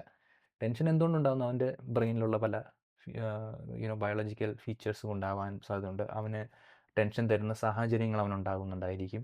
അവന് ഹിസ്റ്റോറിക്കലി ഒരു ട്രോമ ഉണ്ടായിരിക്കും, അല്ലെങ്കിൽ അവൻ വളരുന്ന റിലേഷൻഷിപ്പിലും അല്ലെങ്കിൽ അവൻ്റെ കുടുംബത്തിൽ ഭയങ്കര പ്രശ്നങ്ങൾ നേരിടുന്നുണ്ടായിരിക്കും. ഈ ഒരു പ്രശ്നങ്ങളെ സമഗ്രമായി പഠിക്കാതെ നിങ്ങൾക്ക് അവൻ്റെ ടെൻഷൻ എന്താണ്, എന്തുകൊണ്ടാണ് ടെൻഷൻ അവിടെ ഉണ്ട് എന്ന് നിങ്ങൾക്ക് പഠിക്കാൻ പറ്റത്തില്ല. അതേമാതിരി തന്നെ നിങ്ങൾക്ക് ഐഡിയോളജിയെക്കുറിച്ച് പഠിക്കണമെന്നുണ്ടെങ്കിൽ ഐഡിയോളജിയെ നിങ്ങൾക്ക് ഇങ്ങനെ അബ്സ്ട്രാക്റ്റ് ചെയ്ത് പഠിക്കാൻ പറ്റത്തില്ലതാണ്. ഐഡിയോളജി ഇവിടെ സമൂഹത്തിൽ പ്രവർത്തിക്കുന്നില്ല എന്നതല്ല പോയിന്റ്. ഐഡിയോളജി സമൂഹത്തിൽ പ്രവർത്തിക്കുന്നുണ്ട്. സമൂഹം ഐഡിയോളജി ക്രിയേറ്റ് ചെയ്യുന്നുണ്ട്. ക്രിയേറ്റ് ചെയ്ത ഐഡിയോളജി തിരിച്ച് പ്രവർത്തിക്കുന്നുണ്ട്. ഇത് നമ്മൾ നിരാകരിക്കുന്നില്ല. പക്ഷേ ഈ ഐഡിയോളജിക്ക് ഇൻഡിപെൻഡൻ്റ് ആയിട്ടൊരു എക്സിസ്റ്റൻസ് ഉണ്ട് എന്ന രീതിയിൽ നോക്കി കാണരുത് എന്നതാണ്. എങ്ങനെ? മനസ്സിന് ഒരു ഇൻഡിപെൻഡൻ്റ് എക്സിസ്റ്റൻസ് ഉണ്ട് എന്ന് നോക്കി കാണരുത്. നിങ്ങൾക്ക് മനസ്സിനെക്കുറിച്ച് പഠിക്കണമെങ്കിൽ നിങ്ങൾക്ക് മനസ്സ് മാത്രമായിട്ട് പഠിക്കാൻ പറ്റത്തില്ല. ആ മനസ്സ് കൊണ്ടു നടക്കുന്ന മനുഷ്യൻ്റെ ബ്രെയിനിൻ്റെ അവസ്ഥ എന്താണ്, ആ വ്യക്തി നിലനിൽക്കുന്ന സാഹചര്യങ്ങളുടെ എന്താണ്, ഇതിൻ്റെ ഒരു ആകത്തുകയാണ് മനസ്സ്. അപ്പോൾ നിങ്ങൾക്ക് ഇതിൽ നിന്ന് അബ്സ്ട്രാക്ട് ചെയ്ത് ടെൻഷൻ മാറ്റണമെങ്കിൽ നിങ്ങൾ ഇങ്ങനെ ചിന്തിച്ചാൽ മതി. ടെൻഷൻ അടിച്ചിരിക്കുന്ന വ്യക്തിയോട് നിങ്ങൾക്ക് പോയിട്ട് രാവിലെ പോയിട്ട് നിങ്ങൾ ഇങ്ങനെ അങ്ങ് ചിന്തിച്ചാൽ മതി എന്ന് പറഞ്ഞാൽ വളരെ ചെറിയ കാലഘട്ടം, ചെറിയ കാര്യങ്ങളൊക്കെ നിങ്ങൾക്ക് ചിലപ്പം അത് നടക്കുമായിരിക്കും. പക്ഷേ നിങ്ങൾക്കൊരു ലോങ് ടേമിൽ ഒരാളുടെ മനസ്സിനെക്കുറിച്ച് ശാസ്ത്രീയമായിട്ട് പഠിക്കണമെന്നുണ്ടെങ്കിൽ, അല്ലെങ്കിൽ മാനസികമായിട്ടുള്ള അയാളുടെ പ്രശ്നങ്ങളെക്കുറിച്ച് നിങ്ങൾക്ക് പഠിക്കണമെന്നുണ്ടെങ്കിൽ you cannot study that in isolation. ഇതേമാതിരി തന്നെയാണ് ഐഡിയോളജി എന്ന് നമ്മൾ പറയുന്നത്. Ideology is always related to the socio economic and political relations of the society. ആ സൊസൈറ്റിയിലുള്ള സാമൂഹിക, സാമ്പത്തിക, രാഷ്ട്രീയ ബന്ധങ്ങളുമായിട്ട് ബന്ധപ്പെട്ടാണ് നിൽക്കുന്നത്. അതിനെ പറിച്ച് അബ്സ്ട്രാക്റ്റ് ചെയ്ത് ഐഡിയോളജി ഇങ്ങനെയാണ്, ഐഡിയോളജിയുടെ ഫസ്റ്റ് പ്രിമിസ് ഇതാണ്, സെക്കൻഡ് പ്രിമിസ് ഇതാണ് എന്ന രീതിയിൽ നമുക്ക് പഠിക്കാൻ പറ്റത്തില്ല. അങ്ങനെ നടത്തുന്ന ഏതൊരു പഠനവും അബദ്ധമായിട്ടുള്ള കൺക്ലൂഷൻസിലേക്ക് എത്തിക്കും എന്നതാണ് നമ്മുടെ വാദം. പിന്നെ വന്ന what we are not saying, rationalism is not useful എന്ന ആളുകൾ പറയാറുണ്ട്. അതുമല്ല നമ്മൾ പറയുന്നത്. യുക്തിവാദത്തിന് പ്രസക്തിയില്ല എന്നല്ല നമ്മുടെ പോയിന്റ്. കറൻറ്റ് മോഡ് ഓഫ് യുക്തിവാദം, ഇപ്പോൾ സമൂഹത്തിൽ നമ്മൾ നിൽക്കുന്ന ഡോമിനൻറ്റ് ഫോം ഓഫ് യുക്തിവാദം എന്ന് പറഞ്ഞു കഴിഞ്ഞാൽ ഈ ഐഡിയോളജീനെയും ഈ മതങ്ങളെയൊക്കെ സമൂഹത്തിൽ നിന്ന് അബ്സ്ട്രാക്ട് ചെയ്ത് പഠിക്കാനാണ് ശ്രമിക്കുന്നത്. അപ്പോൾ ഈ ഐഡിയോളജി അബ്സ്ട്രാക്ട് ചെയ്തത് ഐഡിയോളജിയിൽ എന്തോ ഒരു സംഭവമുണ്ട്, അതാണ് സമൂഹത്തിലെ പ്രശ്നം എന്ന രീതിയിൽ പഠിക്കാൻ ശ്രമിക്കുന്നു. അപ്പോൾ മതങ്ങളെ പഠിക്കാൻ ശ്രമിക്കുമ്പോൾ തിയോളജി എടുത്ത് പഠിച്ചിട്ട് സാമൂഹിക പ്രശ്നങ്ങളെ പരിഹരിക്കാൻ ശ്രമിക്കുന്നു. ഉദാഹരണത്തിന് ഒരു വ്യക്തി പട്ടീനെ വലിച്ചഴിച്ച് നടന്നു കഴിഞ്ഞാൽ അവൻ്റെ മതം നോക്കിയിട്ട്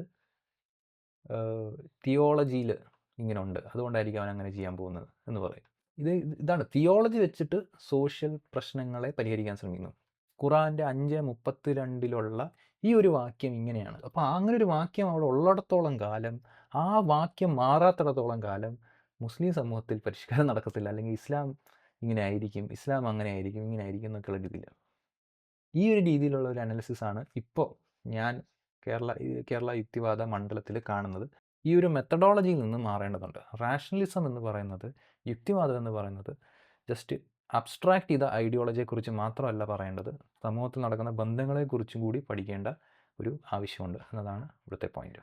next in what we are not saying, Jabbar മാഷ് വയ്ക്കുന്ന എല്ലാ ക്രിറ്റിസിസവും ബാഡാണ്. നോ, അങ്ങനെ നമുക്ക് അതില്ല. ജബ്ബാർ മാഷ് വയ്ക്കുന്ന വാലിഡ് ക്രിറ്റിസിസംസ് ഉണ്ട്. ജബ്ബാർ മാഷ് ഇവിടെ നടത്തുന്ന വാലിഡ് ആയിട്ടുള്ള സോഷ്യൽ പ്രവർത്തനങ്ങളുമുണ്ട്. പക്ഷേ ഇതിൻ്റെ ഇടയിൽ കൂടി നടത്തുന്ന പല ക്രിറ്റിസിസംസും ഇസ്ലാമോഫോബിയയ്ക്ക് കാരണമാകുന്നുണ്ടെന്നാണ് നമ്മുടെ പോയിന്റ്. അത് ആ പുള്ളി ഇൻറ്റൻഷനലി ചെയ്യുന്നതെന്ന് നമുക്ക് വാദമില്ല. We don't believe that Jabbar Mash is an anti-Muslim guy, but some of the narratives that he is using is actually helping Islamophobia. ഇസ്ലാമോഫോബിയയ്ക്ക് അനുകൂലവും അവർക്ക് സഹായമാവുന്ന ഒരു ഫ്രെയിമിലാണ് പല വിമർശനങ്ങൾ വരുന്നത്. നമ്മൾ കഴിഞ്ഞ വീഡിയോ പറഞ്ഞ പോലെ തന്നെ he also does lot of positive criticism and positive ways. പക്ഷേ ഇതിനകത്ത് ഈ നെഗറ്റീവ് കാര്യങ്ങൾ കൂടി ഉള്ളതുകൊണ്ട് തന്നെ ഇത് നള്ളിഫൈ ചെയ്യപ്പെടുന്നുണ്ട്. അപ്പോൾ ഈ ഫ്രെയിംവർക്കിൽ നിന്ന് മാറേണ്ടതുണ്ട് എന്നതാണ് നമ്മൾ വെച്ച വിമർശനം. പുള്ളി അഡോൾഫ് ഹിറ്റ്ലർ ആണെന്നോ, പുള്ളി എല്ലാവരെയും കൊല്ലാൻ വേണ്ടി നടക്കുന്ന മനുഷ്യനാണെന്നുള്ള സംഭവമൊന്നുമല്ല. He's genuinely thinking that he's trying to change the society, but lot of his assessments is helping the racist ആയിട്ടുള്ള ആളുകൾക്ക് ഹെൽപ്പ് ചെയ്യുന്ന അസസ്മെൻറ്റുകളാണ് പുള്ളി പലപ്പോഴും ചെയ്യുന്നത്. Another thing, we are not saying that talking about ideology will not change minds of people.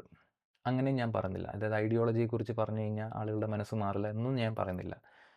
കാരണം അങ്ങനെയാണെങ്കിൽ നമ്മൾ വന്ന് ഇത് ഇസ്ലാമോഫോബിയ എന്ന് എന്തിനാണ് പറയുന്നത്? കാരണം ഇത് കേട്ടിട്ട് ഇസ്ലാമോഫോബിയ വർദ്ധിക്കാതിരിക്കുന്നു എന്ന് നമ്മൾ പറയുമ്പോൾ basically we also assume right that ഇത് കേട്ടിട്ട് ആളുകളുടെ മൈൻഡ് മാറുന്നുണ്ട്. ആളുകളുടെ മൈൻഡ് മാറുന്നില്ല എന്നല്ല നമ്മുടെ പോയിന്റ്.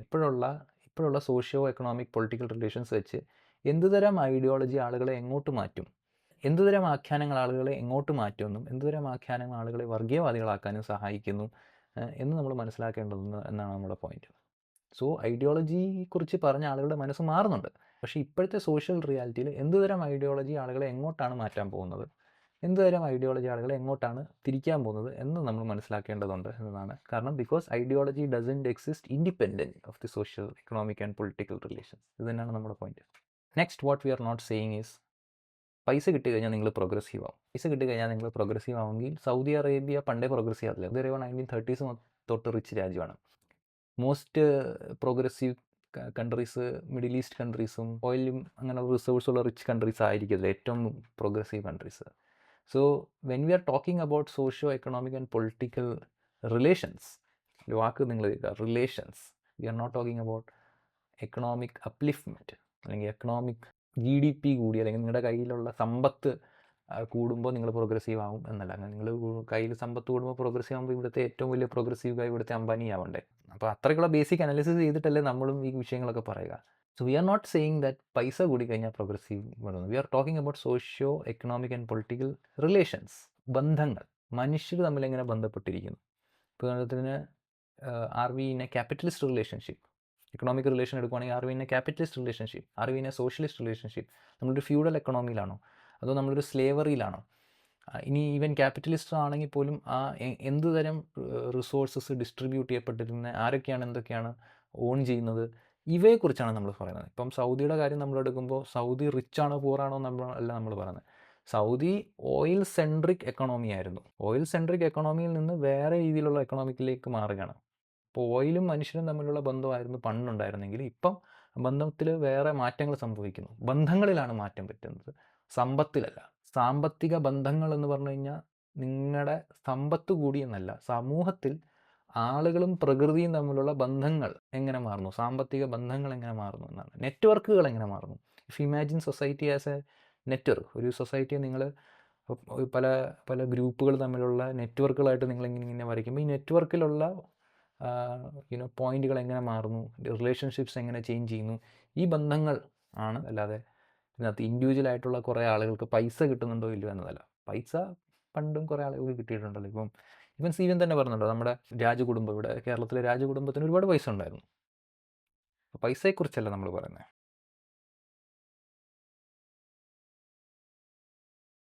അപ്പോൾ ഇതായിരുന്നു നമുക്ക് ഈ വീഡിയോയിൽ മൊത്തമായി പറയാനുള്ള വിഷയങ്ങൾ എന്ന് പറഞ്ഞു കഴിഞ്ഞാൽ. സീവൻ ഈ വീഡിയോയുടെ തുടക്കത്തിൽ റിഡക്റ്റോയുടെ യുക്തിവാദത്തോടുള്ള പൊസിഷൻ കാണിക്കുന്ന കുറേ ക്ലിപ്സൊക്കെ കാണിച്ചായിരുന്നു. നമ്മുടെ തന്നെ ലൈവിൽ നിന്നുള്ള ക്ലിപ്സാണ്. അപ്പം യുക്തിവാദത്തോടുള്ള റിഡക്റ്റോയുടെ അഭിപ്രായം എന്താണെന്ന് ഈ ഒരു വീഡിയോ കാണുമ്പോൾ തന്നെ ആളുകൾക്ക് മനസ്സിലായി കാണുമെന്നാണ് ഞാൻ കരുതുന്നത്. മനസ്സിലായെങ്കിൽ ഒന്നുകൂടെ റീട്രേറ്റ് ചെയ്യാം. നമ്മൾ ഈ യുക്തിവാദ മൂവ്മെൻറ്റിലില്ല എന്ന് പറയുന്നത് ബേസിക്കലി ഇപ്പോൾ നടക്കുന്ന യുക്തിവാദം എന്ന് പറഞ്ഞാൽ ഇതാണ്. ബേസിക്കലി നിങ്ങൾ കണ്ടില്ലേ, ഈ ഞങ്ങൾ സൗഹാർദ്ദപരമായിട്ടാണ് കേട്ടോ എന്ന് പറഞ്ഞിട്ട് റേസിസം പറയുക, പിന്നെ പ്രത്യേകിച്ച് ഗുണമില്ലാത്ത ഓരോ സംഭവങ്ങൾ ഏർപ്പെടുക. ഈ സമൂഹത്തിലെ യാഥാർത്ഥ്യങ്ങളായിട്ടുള്ള സാമൂഹിക ബന്ധങ്ങൾ, സാമ്പത്തിക ബന്ധങ്ങൾ, രാഷ്ട്രീയ ബന്ധങ്ങൾ, ഇവയെക്കുറിച്ചൊന്നും യാതൊരു ചർച്ചയുമില്ലാതെ യൂറോപ്പിലുള്ള എൻലൈറ്റ്മെൻറ്റ് മൂവ്മെൻറ്റിൽ മാത്രം ഫോക്കസ് ചെയ്യുകയും അല്ലെങ്കിൽ ഏതോ മതഗ്രന്ഥത്തിലുള്ള ധാർമ്മികതയിൽ മാത്രം ഫോക്കസ് ചെയ്ത് ഇരിക്കുകയാണ്. ഇപ്പോൾ ഇന്ത്യയിലെ ലേബർ ലോസ് ഇനാക്റ്റ് ആവുകയാണ്. സാധാരണ മനുഷ്യൻ്റെ ജീവിതത്തെ എഫക്റ്റ് ചെയ്യുന്ന നിയമങ്ങളായിരിക്കും. ട്രംപ് താരിഫ് കൊടുക്കുന്നുണ്ട്. നമ്മുടെ ഏതൊരു മനുഷ്യൻ്റെ ജീവിതത്തിലും ബാധിക്കുന്ന ഒരു വിഷയമാണ്. ഇത്തരം വിഷയങ്ങളിൽ നിന്നൊക്കെ മാറി നിന്ന് പറിച്ചു മാറ്റി അബ്സ്ട്രാക്റ്റ് ചെയ്ത് ഏതോ കാലത്തിലുള്ള അടിമത്തം ഹലാലാണോ ഹറാമാണോ, അതിലെ 5:30 എന്താണ്, 2:35 എന്താണ് എന്ന രീതിയിൽ മാത്രം സംസാരിച്ചുകൊണ്ടിരുന്നിട്ട് സമൂഹത്തിൽ എന്തോ ഒരു മാറ്റം നമുക്ക് കൊണ്ടുവരാം എന്ന് കരുതുന്ന ഒരു മൂവ്മെൻറ്റായി ഇത് ചുരുങ്ങിയിരിക്കുകയാണ്. ഇത് സഹോദരൻ അയ്യപ്പൻ്റെയോ ശ്രീനാരായണ ഗുരുവിൻ്റെയോ അല്ലെങ്കിൽ മഹാത്മാ ഫൂലെയോ അല്ലെങ്കിൽ പെരിയാറിൻ്റെയോ മൂവ്മെൻറ്റുമായിട്ട് യാതൊരു ബന്ധവും ഉള്ളതായിട്ട് ഞങ്ങൾക്ക് തോന്നുന്നില്ല. അപ്പോൾ ആ ഒരു അമർഷത്തിൽ നമ്മൾ പലപ്പോഴും ഈ യുക്തിവാദ മൂവ്മെൻറ്റുകളെ തള്ളി പറയാറുണ്ട്. അത് നമുക്ക് യുക്തിവാദത്തോടുള്ള ദേഷ്യം കൊണ്ടല്ല, ഇപ്പോഴുള്ള യുക്തിവാദ മൂവ്മെൻറ്റിൽ പ്രമുഖരായിട്ട് നിൽക്കുന്ന ആളുകളുടെ ഇത്തരം അഭിപ്രായ പ്രകടനങ്ങൾ കാണുമ്പോഴുള്ള അമർഷം തന്നെയാണ്. അപ്പോൾ അടുത്ത വീഡിയോയിലെങ്കിലും നമ്മൾ വെച്ച വാദങ്ങൾ കൃത്യമായ ഒരു ഉത്തരം കിട്ടും എന്ന് നമ്മൾ പ്രതീക്ഷിക്കുന്നു. നന്ദി, നമസ്കാരം.